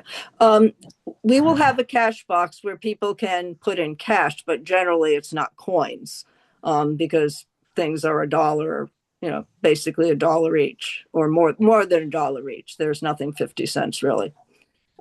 And you just slide the money, the dollar bills into the cash box, although we might need to get a new cash box. It's one of the things we're looking into. And that doesn't make any noise. One quick question for me.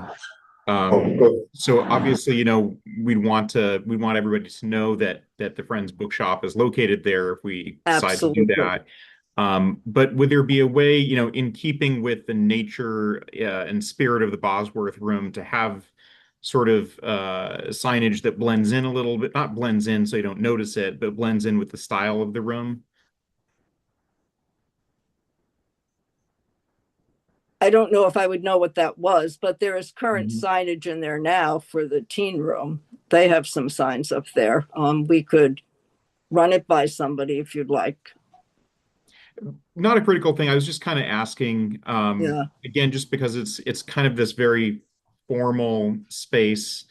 But that just might be something to consider in the future if the Friends do use that for the book space or the book sale space, just to have signage that kind of matches the feeling of the room. I know that's very subjective, but One thing we did discuss is there's a small banner at the entry to the Bosworth room that, states that the space is for the business law and reference collections, which further date, we could update and, we declare what that space is used for and within that same style and Replace that banner, you mean, with the, right, but something that matches the Yeah. Wyatt. Just to clarify the point about using it for the book sale, when we have a book sale, everything in the shop is half price. So the only thing extra that we might bring in there and would be boxes of paperback books or DVDs or something, have them up there in the room.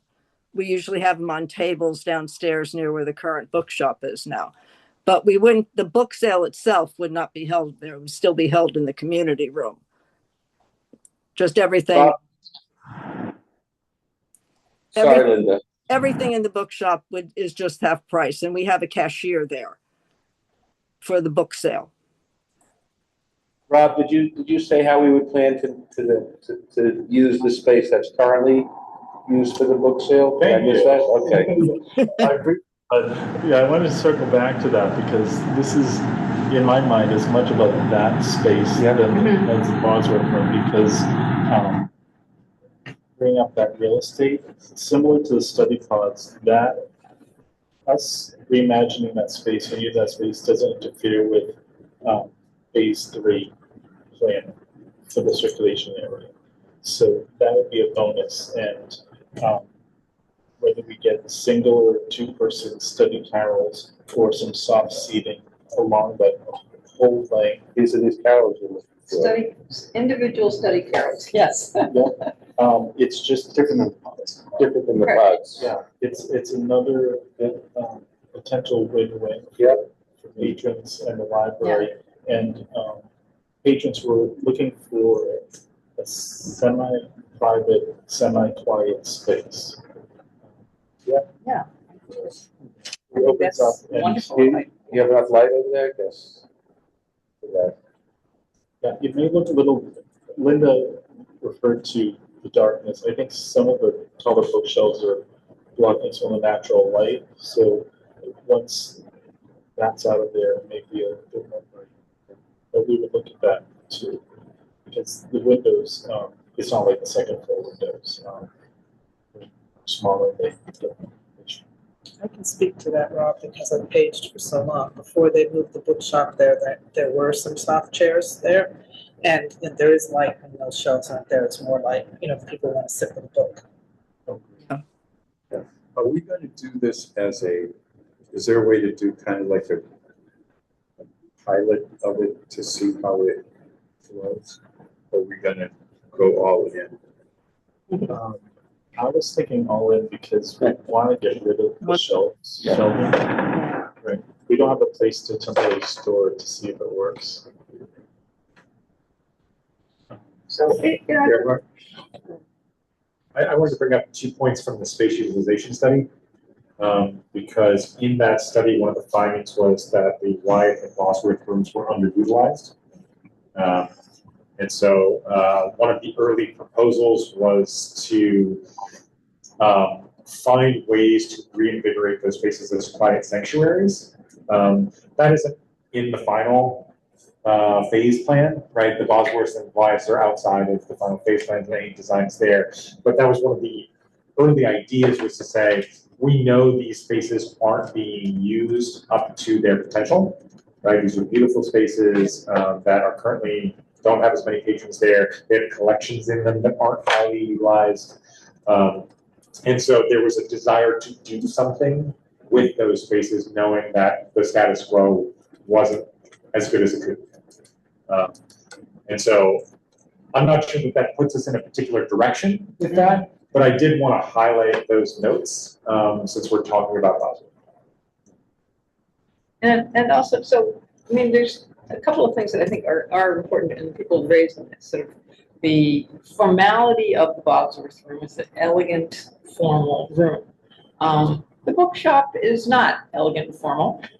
No. It's a lot of used paperbacks. So, you know, that's a change. So that we need to kind of think through. And also the question of the policy, it being a quiet room. If the Friends bookshop were to move in there, you know, is that policy, do we want that policy to remain in place? It's not a place where, you know, the Friends bookshop people sit down and have their snack sandwiches and, you know, it's not, you know, unless we change that policy. So, And we have the right to change we the do have the policy, right. just like we're going through all of our policies if we want to look at it again and reconsider any of it.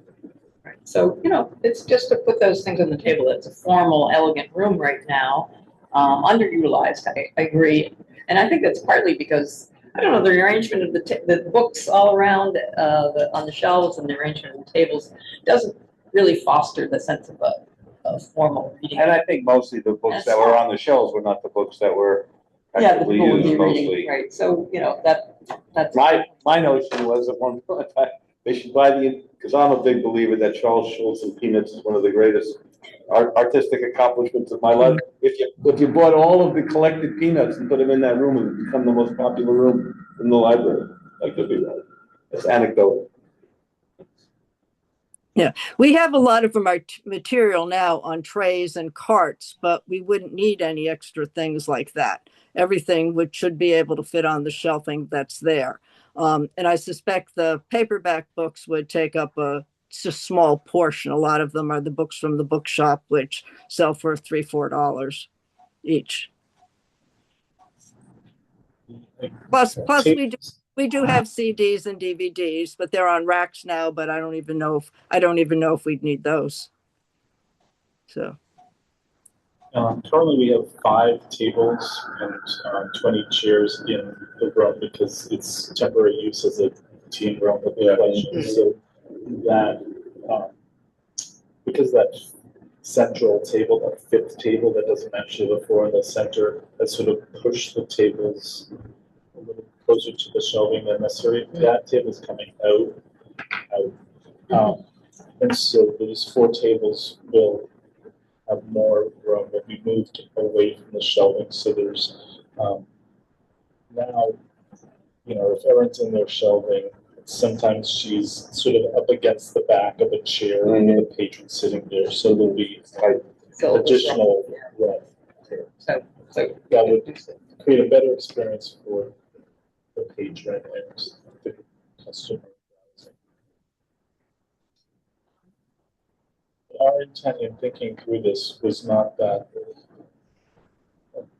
Boswell policy would need to be changed. We would expect a lot of extra noise from the customers. it does change the nature of that room quite a lot. So, you know, that's a big change. It's originally a children's room.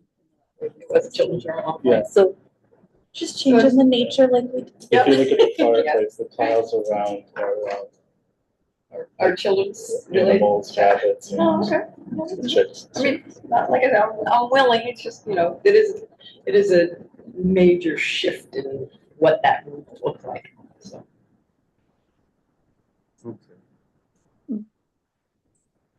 So I'll be attending the board meeting at the end of March in a couple of weeks to talk about this and also talk about money for the study pods. And so. Thank you, Linda. Thank you, Linda. So I'm assuming there will be no decision made tonight then, is that correct? Oh, is it up to us? Well, I don't know. I don't know that the trustees Yeah, I'm not sure. necessarily wait. really You know, vote we're on happy for you to the include us in the use. conversation. Yeah, I don't think this is the thing we vote. And this is something we defer to Yeah, Rob we and the appreciate library. your looping us in, but it's not That's a how we would show policy, things. Yeah. unless we, decide we want to change the policy for that. Oh, so we will be going ahead with it then? Or I guess I'll talk to Rob about that later. So, okay. Sounds good. I think you can feel reasonably comfortable. Based on everything I heard. Well, I don't know whether I should go out. Opposing it, nobody is opposing it. I don't know whether I should go out ordering things tonight or not, but I guess I'll wait. Oh. You mean champagne? What are you talking about? I'm talking about very nice looking little things to put on the shelf for paperback books so kids can go through paperback books. A little tray of some kind so they can go through paperback books, because those won't be able to stand up on the shelves. So We have a little bit of extra time because of the shelving delay, if you heard earlier. So. I know. Okay. All right. I'll be in touch. Okay. Thank you very much. Thanks, Linda. Bye. Thank you. Good night. Okay. That brings us to Rob and I with discussion and vote for team room policy. Rob, would you? About the other new business. Pardon me? Donation acquisition. Oh, I'm sorry, I skipped one. All righty, that's the donation and acquisition works for the Wyatt with Kay and Rob.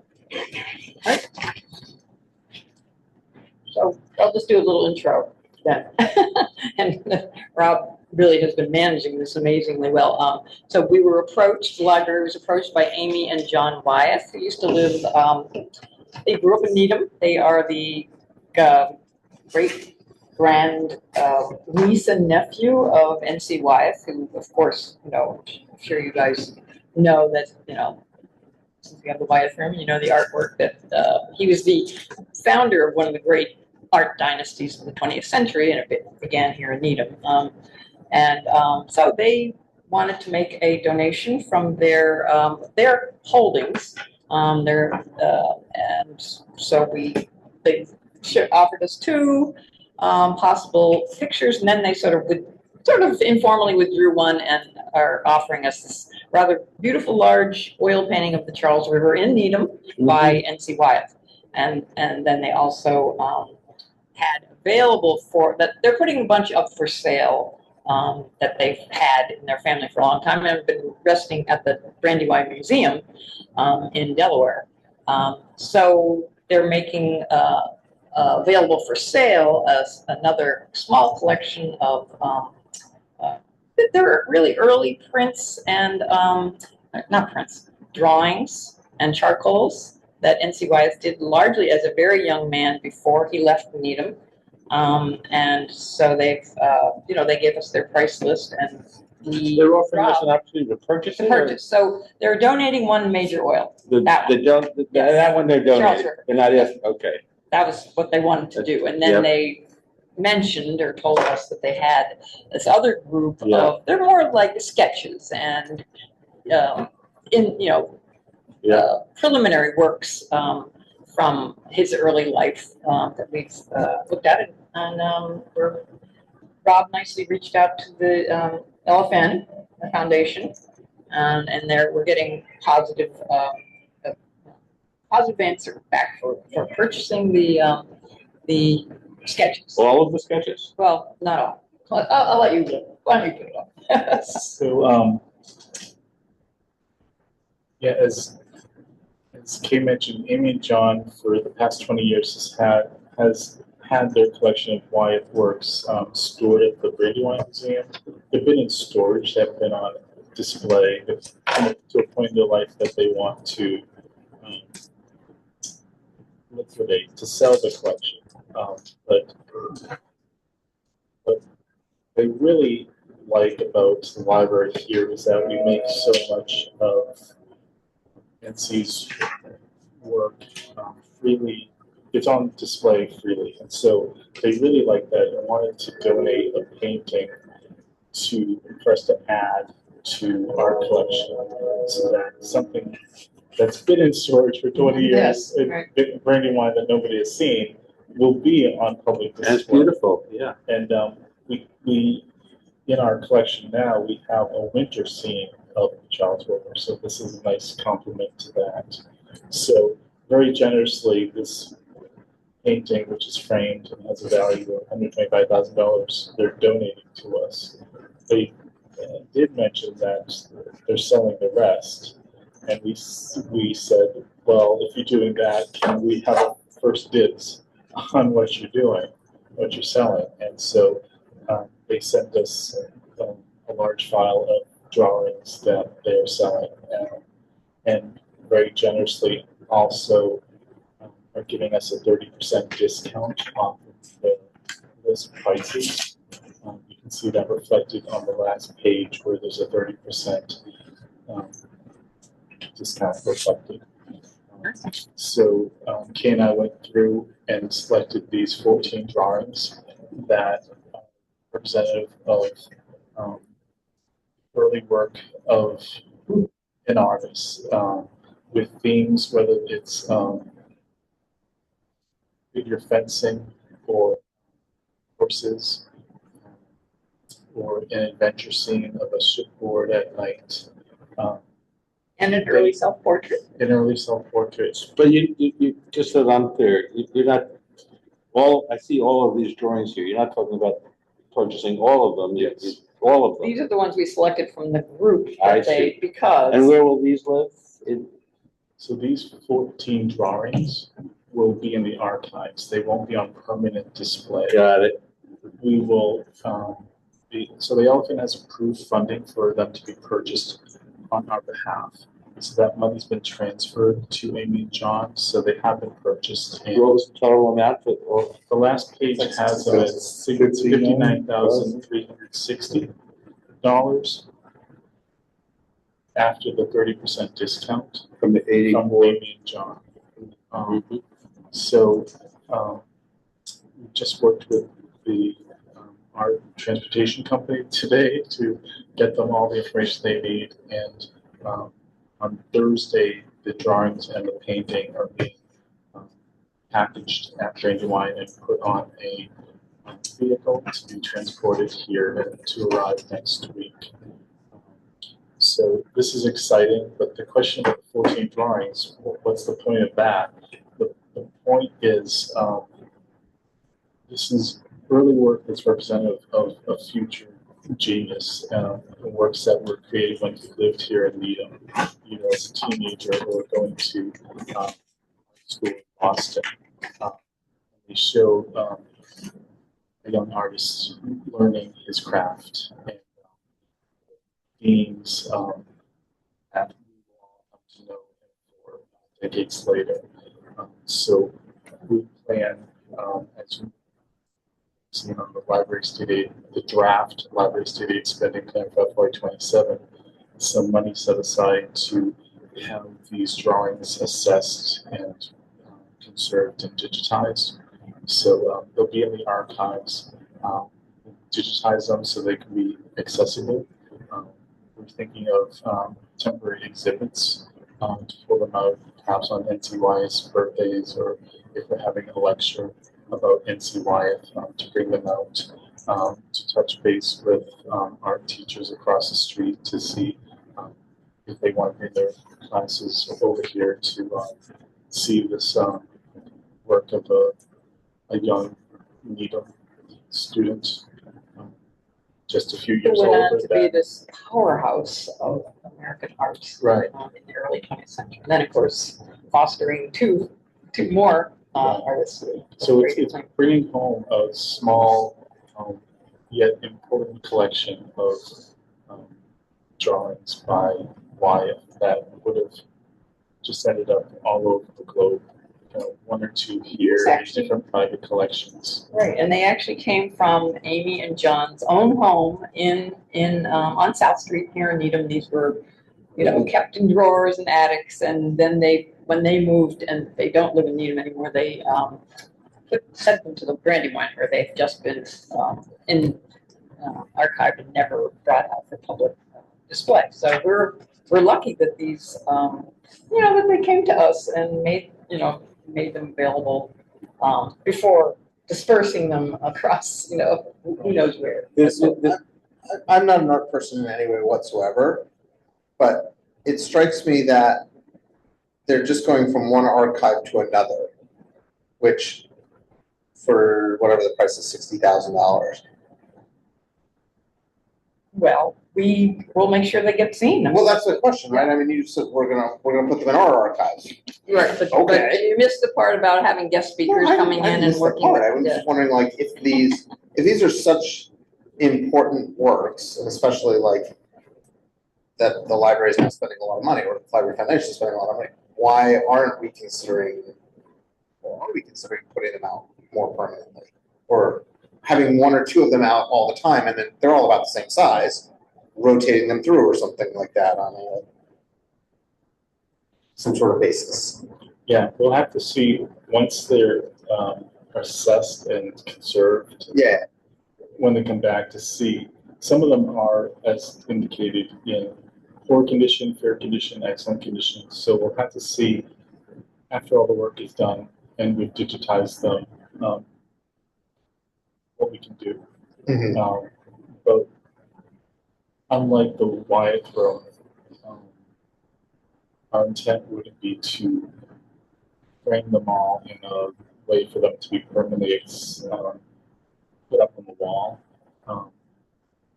They are works that are enjoyed best by looking at them up close to see it. The Wyatt Throne, those paintings are high up. This new painting, this beautiful new painting, is that something you anticipate for the Wyatt Room, or is that something that might live in a more prominent location in the library? So, more prominent than the No, I don't know, but some other, as compared to up high, Yeah.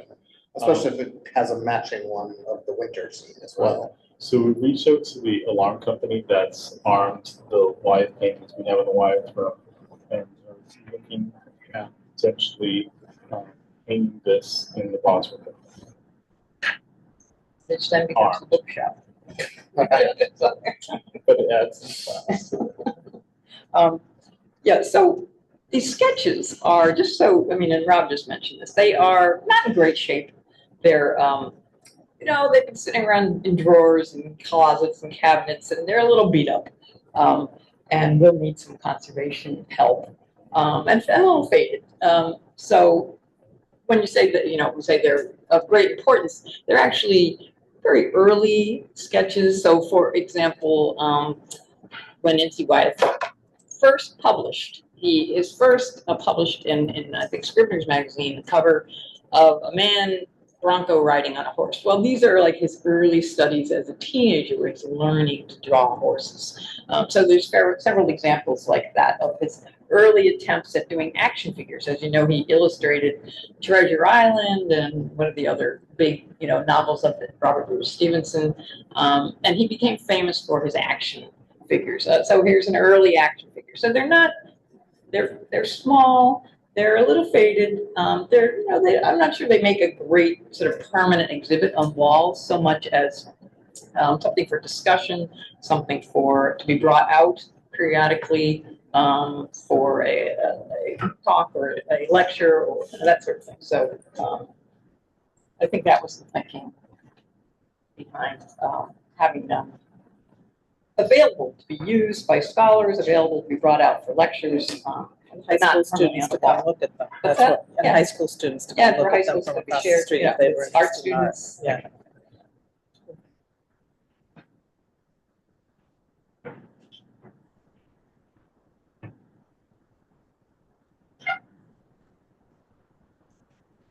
I just wanted to say I think this is incredibly exciting, and thanks to Kay and Rob for all of their hard work in arranging all of this. I know that, if these works come in, then we have to think about how we present them, but this is a win for Needham. And it actually keeps something, a historical figure, keeping something that they did just as a longitudinal kind of thing, where we everybody revels at the finished product, but this was the beginning, and we have like the first footprint on the moon kind of a thing as a metaphor. That's a good way. These prices that were attached, these are the prices that were set by the YS as compared to some outside, evaluator, or to get a sense of. Yeah, they and their. They've been working with an art appraiser, who's recently been working. Okay. And it's those prices minus the 30%. Yeah. And the friends are very enthusiastic. Not the friends, the foundation, sorry, are very enthusiastic about. Yeah. We voted to spend the money. Foundation. Yeah, at our last board meeting, there's a presentation, a request. Foundation approved the request.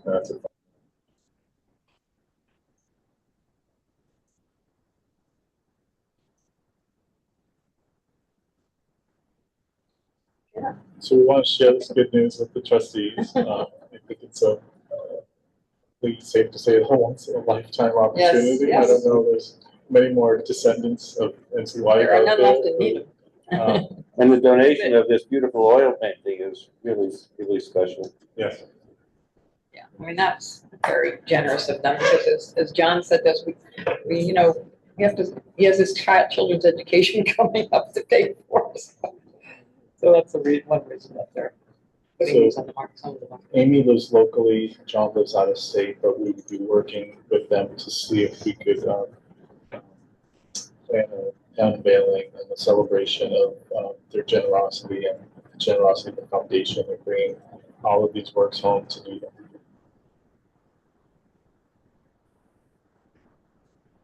Thank you. I'll just add, and this can sub in for my library foundation of Needham update. But the foundation was extremely excited in the sense of discussing this is why the library foundation exists, right?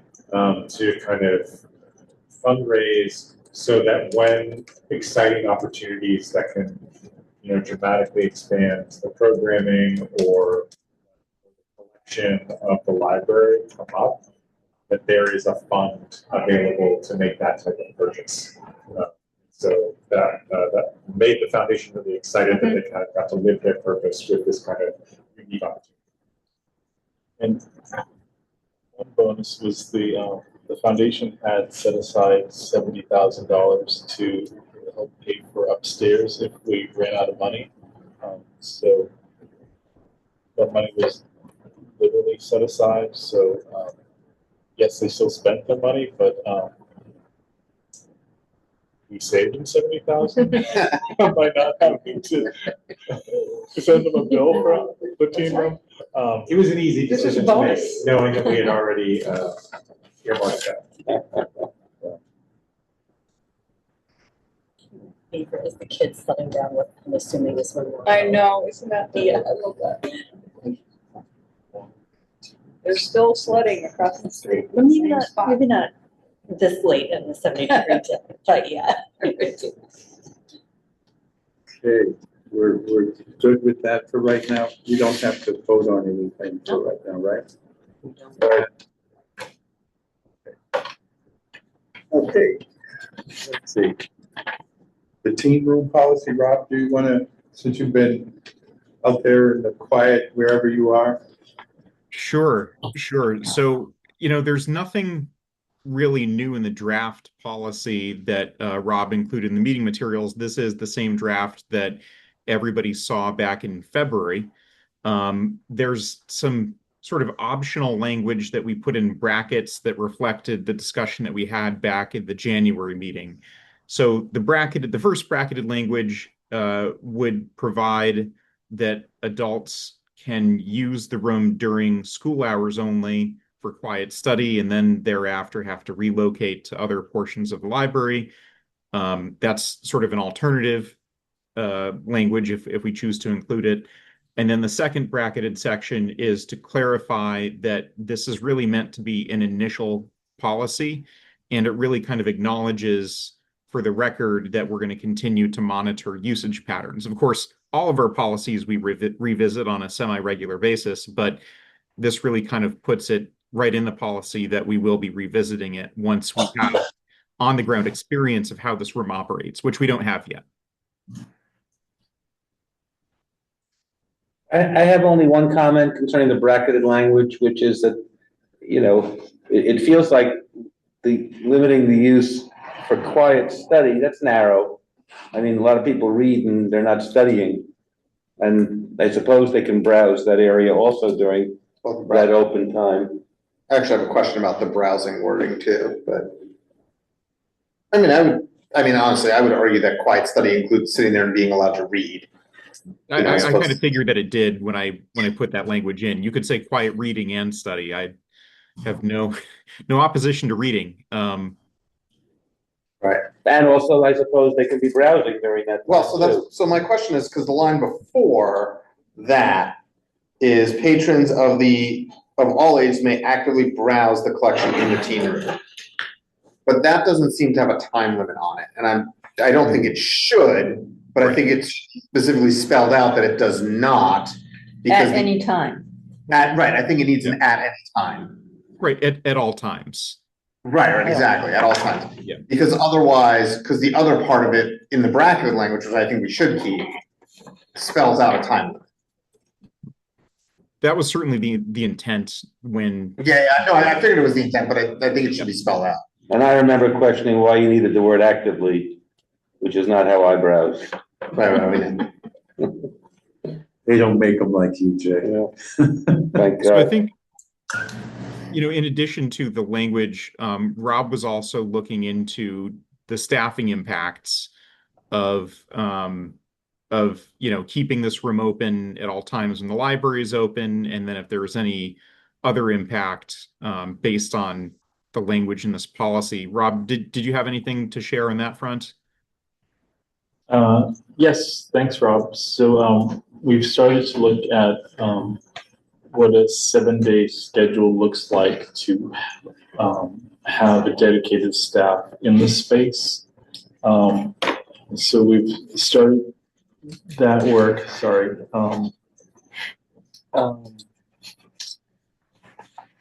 and it's full of asterisks because we have people on vacation or sick. We have meal breaks, morning breaks. We have meetings. We have professional development opportunities. So it is not possible to say that we can staff that desk every hour that we're open.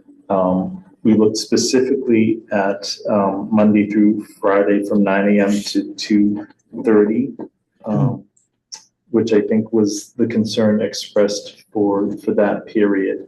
And we are comfortable that with the staff who are working during that time, that for most of those hours, we can have a dedicated staff person at the staff desk in the teen room, and that person for most of the time is Erin, the teen librarian. During the 9 to 2:30? Right, outside. I thought we had said an hour before that, so they would be done. What I think we have talked about is having you guys have a whole hour, or maybe even an hour and a half closer to that room, so that if there were persons who needed to have lunch, they could have lunch.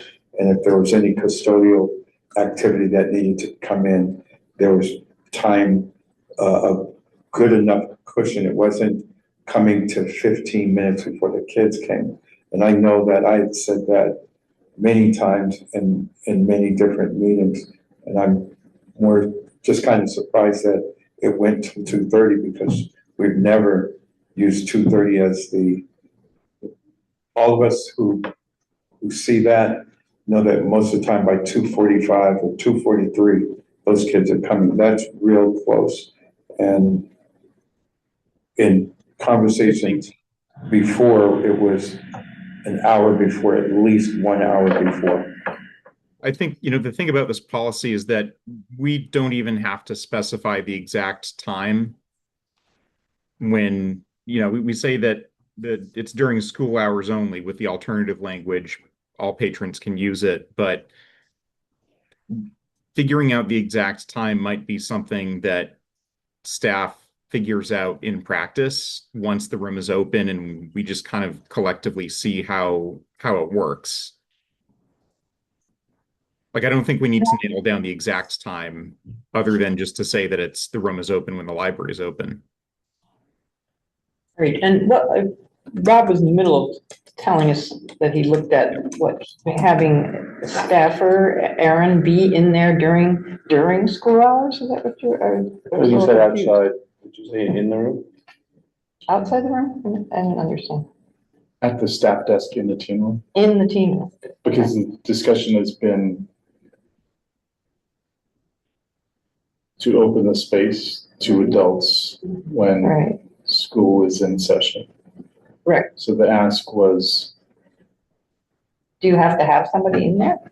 well, the difference in the policy between the draft that was presented and the draft that Michael and Robert presented is the 9 to 2:30.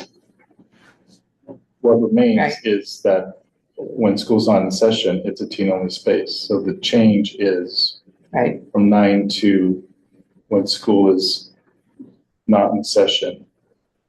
but do you have to have someone in there during it? No, I didn't know if you have to have, is that what you said? I'm not quite I sure. thought we had said that person could rotate. Right, so that's, in and right, I out. think what Kay is asking is you guys physically want to have a person in there Right. when the doors are open.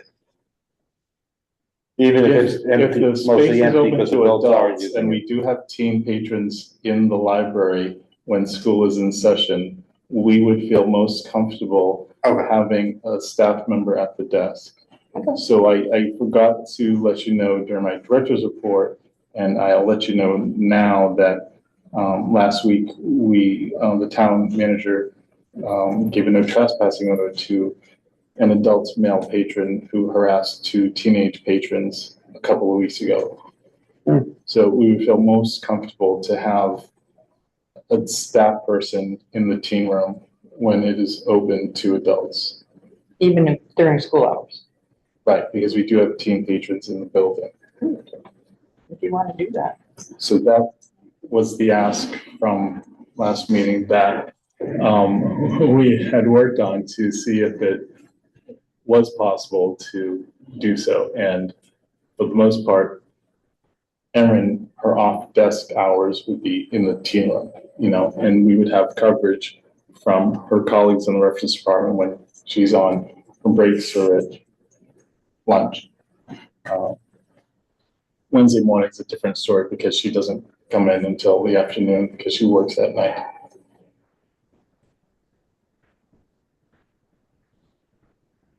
In addition, we've just expanded that draft staffing schedule for all hours that were open because this is something we just have to address every single day, especially now that we don't have a new part-time teen librarian joining us July 1st. That we have to work through how, when can we have a staff person at the desk in the teen room? It's less likely on weekends that we can make that happen, especially Sunday. So we would never want to leave the reference desk unstaffed. So the team room would be unstaffed. On a Sunday shift, we have two reference librarians, each of whom have a 15-minute break. So there's a half hour, one person on the second floor. So they'll be at the reference desk. That's at a minimum. Never mind if someone's sick, wakes up that morning and is sick and we can't get coverage.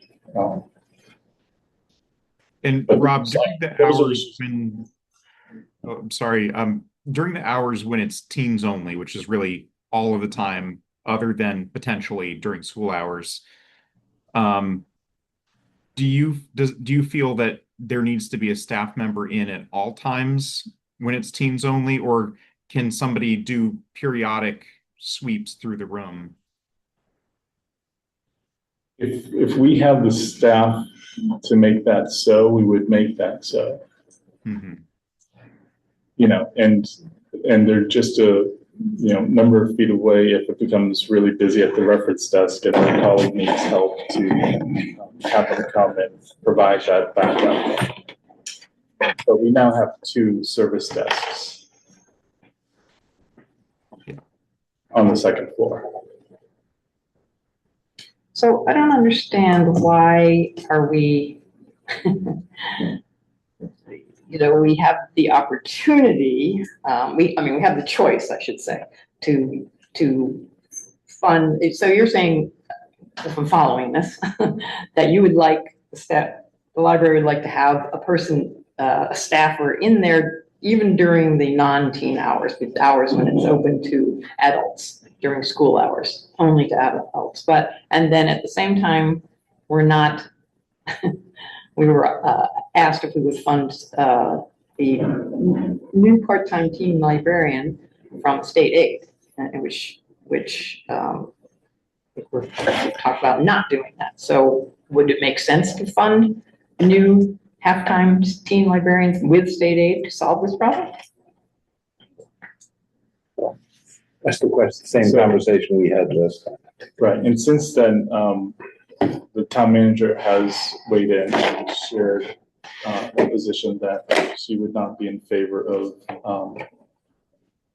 a town employee being paid out of library state aid, which is our position too. Yeah. So then we don't necessarily have to have somebody in there during the time when adults are allowed in. That would solve the problem, right? Periodically have librarians walk through and just keep an eye on things. It's always been a space that's open to the public, and it seems to me there could be a way to make it work, to continue it open to the public during school hours. I've always been of the mindset that it was a 9 a.m. to 1 p.m. window for adults to be in. And then at the discretion of the librarians, they would come through and ask everybody, at this point in time, this room will be closed, and that would be that. I mean, I hadn't heard of 2:30. I never thought about it being that close. It was always an hour for me, myself, and talking with Rob with this, it was always give them an hour of a grace period. So if somebody had to have lunch or something had to be cleaned, that's why I'm real solid about that. And periodically, it makes a lot of sense for a person, if we were having that kind of problem of staffing, that a person didn't necessarily have to look over adults, look and sit there with them in case a teen came in. But you're just talking about somebody arbitrarily walking through, doing a sweep like they do on their regular kinds of things in their regular daily routine. So Megan has her hand.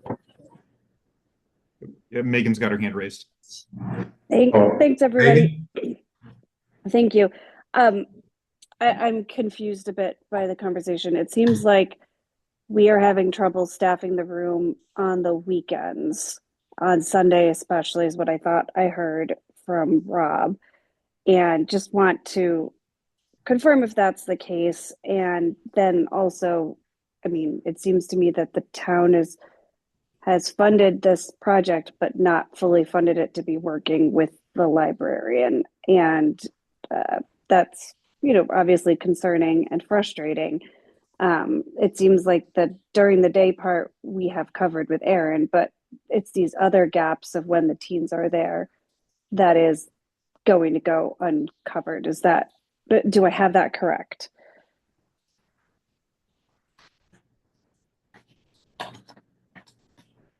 Yes, there are times when there won't be staff in the teen room.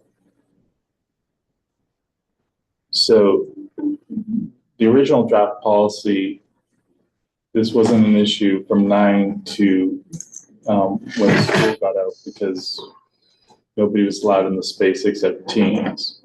And we were looking to hire a part-time teen librarian to work Monday, Tuesday, Thursday evenings, and every Saturday, so that Monday, Tuesday, Wednesday because of Erin, and then Thursday, and then every Saturday wouldn't be an issue at all. So the trustees want to change the policy, and the finance committee won't fund the part-time salary. As a minutes note that we just approved at the last meeting, I'll just read, if I may. Trustees discussed in detail how the space will be monitored between active staffing and regular sweeps, and look forward to hearing staffing ideas before the vote at the March meeting. This involves monitoring Monday to Friday at 9 a.m. to 2:30 p.m. So that was what we did. It doesn't, we are going to work to come up with a schedule to staff the space whenever it's open.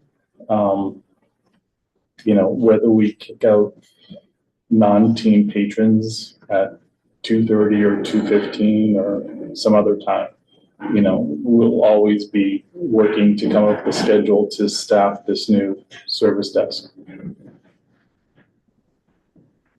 Okay, thanks.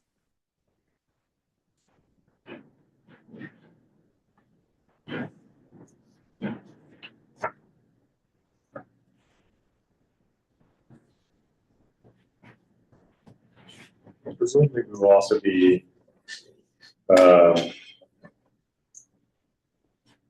iterating on designs of the signage as we figure out what works and doesn't, or what types of notices we want to give to patrons who are interested in using the space. And I don't think there's anything in this policy right now that bars us from changing how we use that signage.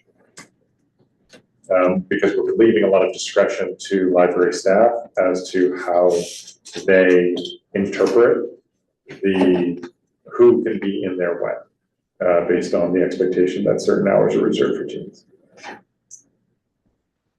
And I want to make sure that our policy enables that kind of deference to the library staff to exercise those things as they see fit, and change the signage and change how they approach sweeping that space based on what's necessary.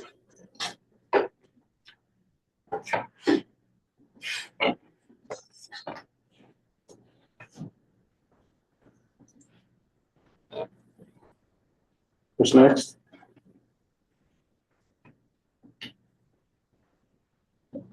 Does anybody have anything else to add?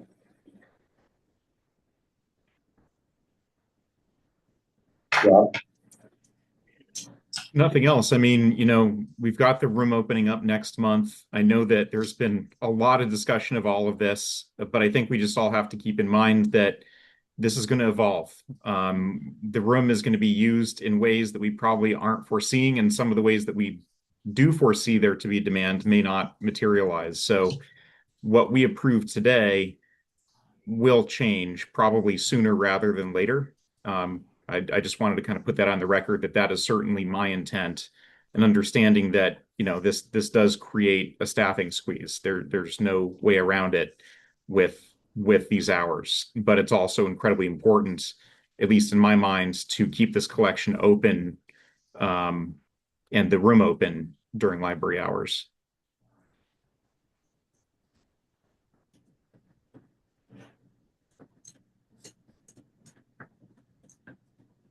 But do we feel collectively ready to take a vote on this, on the policy? I think so. I think we understand that this is something that's quite fluid.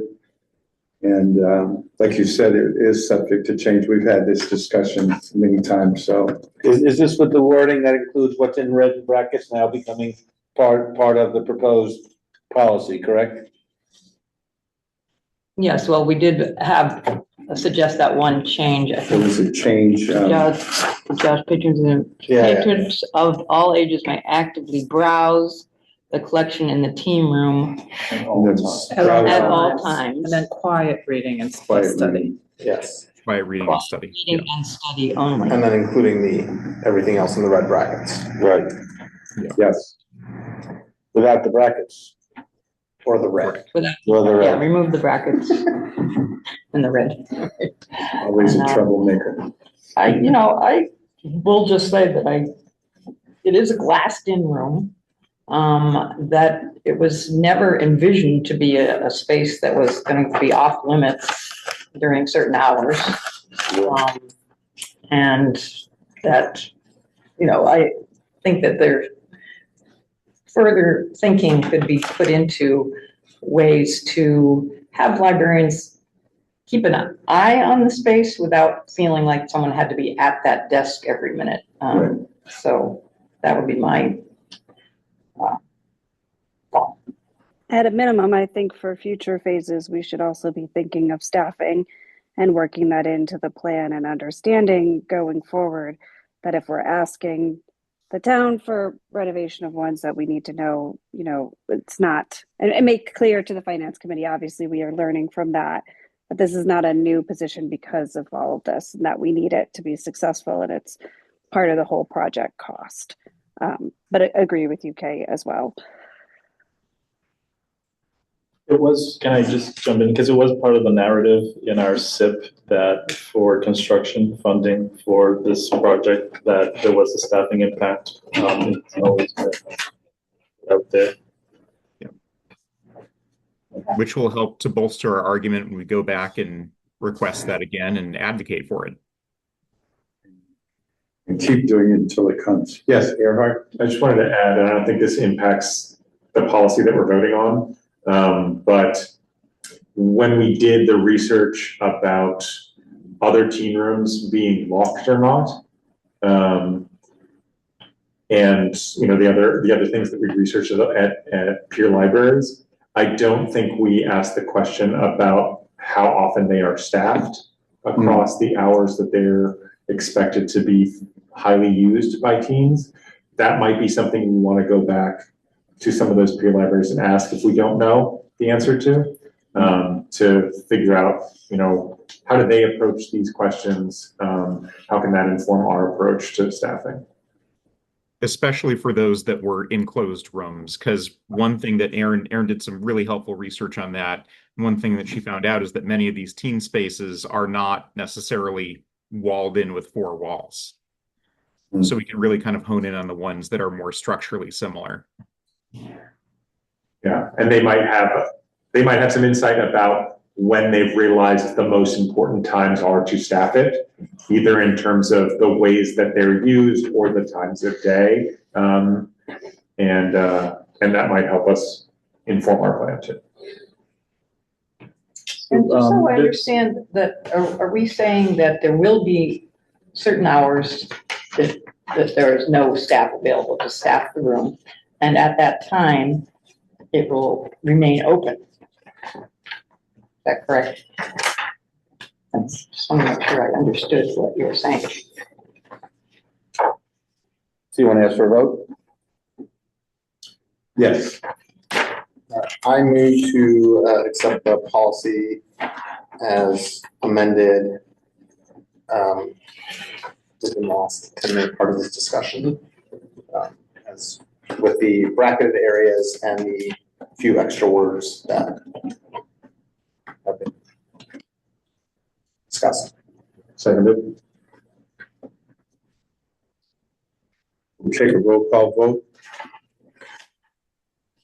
Kate Cahill, Aye. Earhart Gray, Aye. Jay Fialko, Aye. Megan Small, Aye. Joshua Small, Aye. Rob Pettit, Aye. and myself, Michael O'Neill, aye. Anybody? No, nobody's opposed. The motion passes unanimously.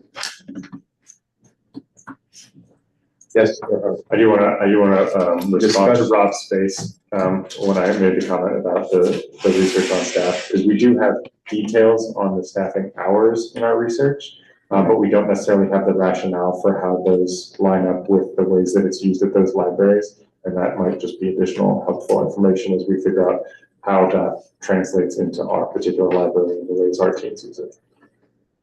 So I didn't want to say that we didn't have any data or research on that, because we do have that in our research, but it's the rationale that might be different as we try and figure out how we approach it. Very specifically Wellesley, because they seem to have a closed room that does not have dedicated staff. And I went over there and I've seen that, been there a couple of times and seen that room, which is just about the same size as that there. Different dimensions, but yeah. So in Brookline Teen Room, which I visited, is its own separate room with doors. During school hours, it's open and there's no staff in there. And adults are allowed in.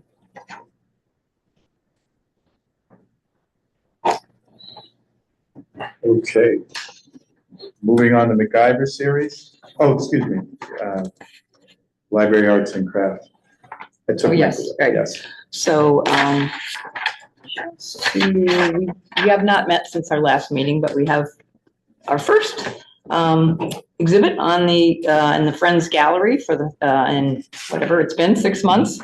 Susie Woodward, a really expert watercolorist from Weston.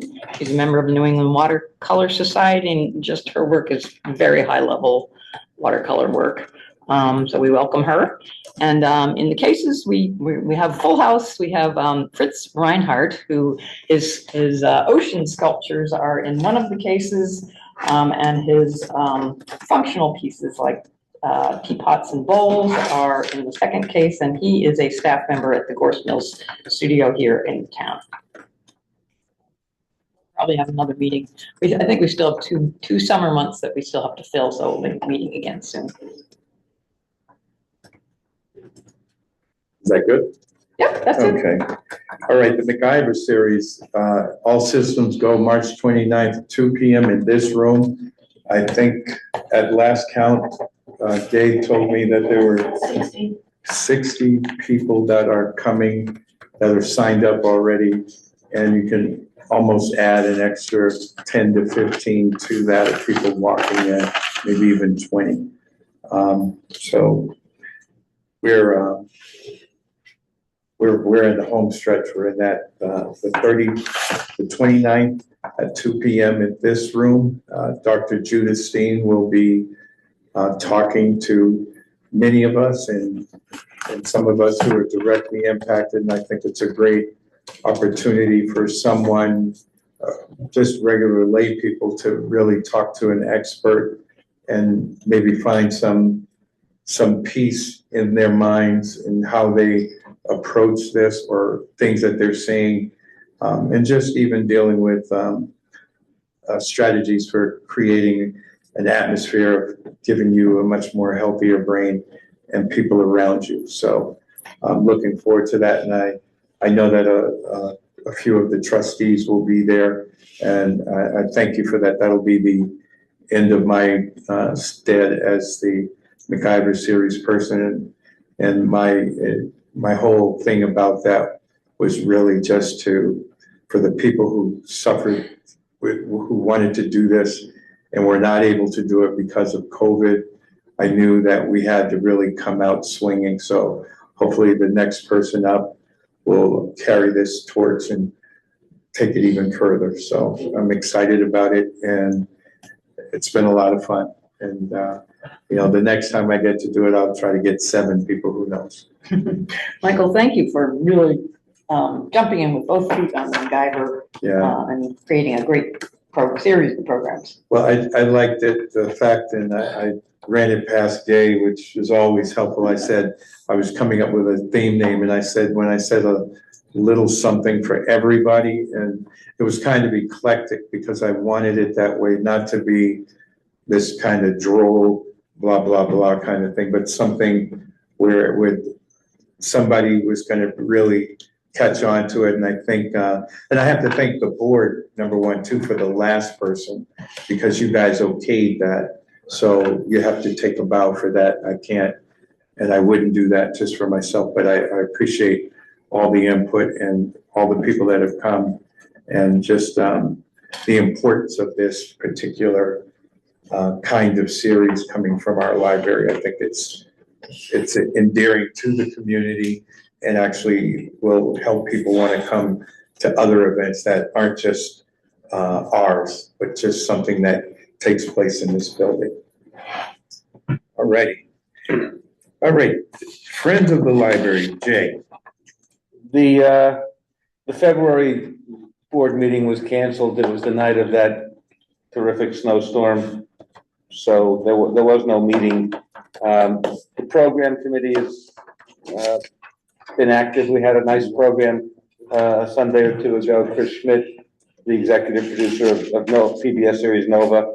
It was pretty much almost a full house and very interesting, well received event. We're talking about arrangements for next year. We did get the suggestion, Rob, you made about this Nathaniel Philbrook and they're having some conversations about whether they're up for such a more ambitious event that would include possibly having more people at a place other than the community room. They are. They are. Okay. So I was gonna have a follow-up conversation with that crew about that. So, and if they are, then we'll send an inquiry. Okay, you did already to the Philbrook? Oh, good. Oh, cool. Okay, That'd be and wonderful. any response? No. Okay. Okay. He has a new book coming out in October yes. about, About the California Gold Rush. yeah, that's a whole. Is it Phil Brook or Phil Brick? Nathaniel Philbrook. Right. Phil Brick, Philbrook. Brick, okay. and he wrote The Mayflower, which is Yeah. a wonderful book about what happened in this area. Wow. Gerhard, you want to complete what you had started, or were you all set? I don't have really anything to add other than the foundation has been continuing to work on recruitment. And there's some new potential members at the last meeting, which was really exciting. And there's also been a lot of work on making sure that all of the that the Library Foundation is in good standing on all of its policy documents, and so that's been a concerted effort to kind of make sure that they're up to date on those things, and so they've been making really good progress on that. So I'd say the foundation's is in a really good place right now and going in a really good direction. Good news. All right, any trustee comments? Just to mention that next month we have to elect a new, depending on who gets elected, and we have to elect new officers next month. So everybody should think about what roles they may or may not be willing to. Is it not sort of a rotation? I mean, there is. Yeah. Hopefully we can get more back to the rotation as much as possible. I feel like it's a really good idea, and COVID kind of threw us for a loop. But it's actually in our bylaws. It's not mandatory, but the bylaws suggest that we follow this rotation, which can be good. Yes, so the rotation would be Michael would step up to chair if he's willing. And Megan has been secretary, right? So she would become Presumptive vice chair. Right. And then we'd have to decide who would be secretary. Isn't Josh the I'm secretary? currently. Oh, you're currently secretary. Yes. Right. Whoops. So That's where's okay. Megan? Megan was I've secretary. been secretary in the past, but we can discuss it ahead of the meeting. And that would also mean that Rob Pettit would be rotating onto the Library Foundation. If that makes sense for you, if that would be. Makes sense to me. And the art chair will need to be voted on as well once we decide who. If anybody else wants to be art chair, they should speak up. Did I ask you guys a question? I thought that we were running unopposed. We are. Yes, okay. You and Megan The and. three of you. Yeah, all And three of then- us. There's no opposition There's no candidate. opposition. That's like when you, I said, wait a minute, but, okay. Rob and I had it rough We like last to year. drop out. I know you guys had it. You guys had a dogfight. I think Did. I don't know, maybe it's the year kind of a thing, you know, it's like, wow, you guys had to go at it. Then you have to go. We did. you have to do the exam. Okay, I am also running with you for town meeting for our precinct, but That's right, you're in precinct D, right? yes, but there's a lot of people, a lot of incumbents running, so tell people to vote for me if you can. I'm at the end of the list, so. No, like. Jay, you can vote for us too. I think you're in our Got a precinct. deal. Are you an E? Yes. You two and only you You two. got 2 votes right here. Woohoo! Thank you. I couldn't vote for her. if No, I'm- you have to vote on your own. No. Okay. Whatever precinct you're in. Sorry, Megan, I would have done it. Oh, I know. Thank you. I just want to say, I know that the teen room policy and all the discussions around it have been contentious and difficult, and I really do appreciate all the hard work that the staff has put into it. And I know that the staff going forward is going to have to do a lot of work to see how we can get this to work well for the library and for the patrons. And I think all of us really appreciate that. We know that it's not going to be easy. Yes, thank you for. Agreed. Thanks, everyone. Yes. Right, do I have a motion to adjourn? So moved. Second. The meeting is. All in favor? Nope, No, can't do that'll be a it. voice Roll call. vote. Has to be a Oh, roll that's call. right. Sorry. Let me get back here. I was ready to pack it in, fellas. Okay, Jay Fialko, Aye. Kay Cahill, Aye. Joshua Small, Aye. Erhard Grave, Aye. Megan Small, Aye. Rob Pettit, Aye. and me, Michael O'Neill. Aye. The vote is unanimous. Yeah. It doesn't want to.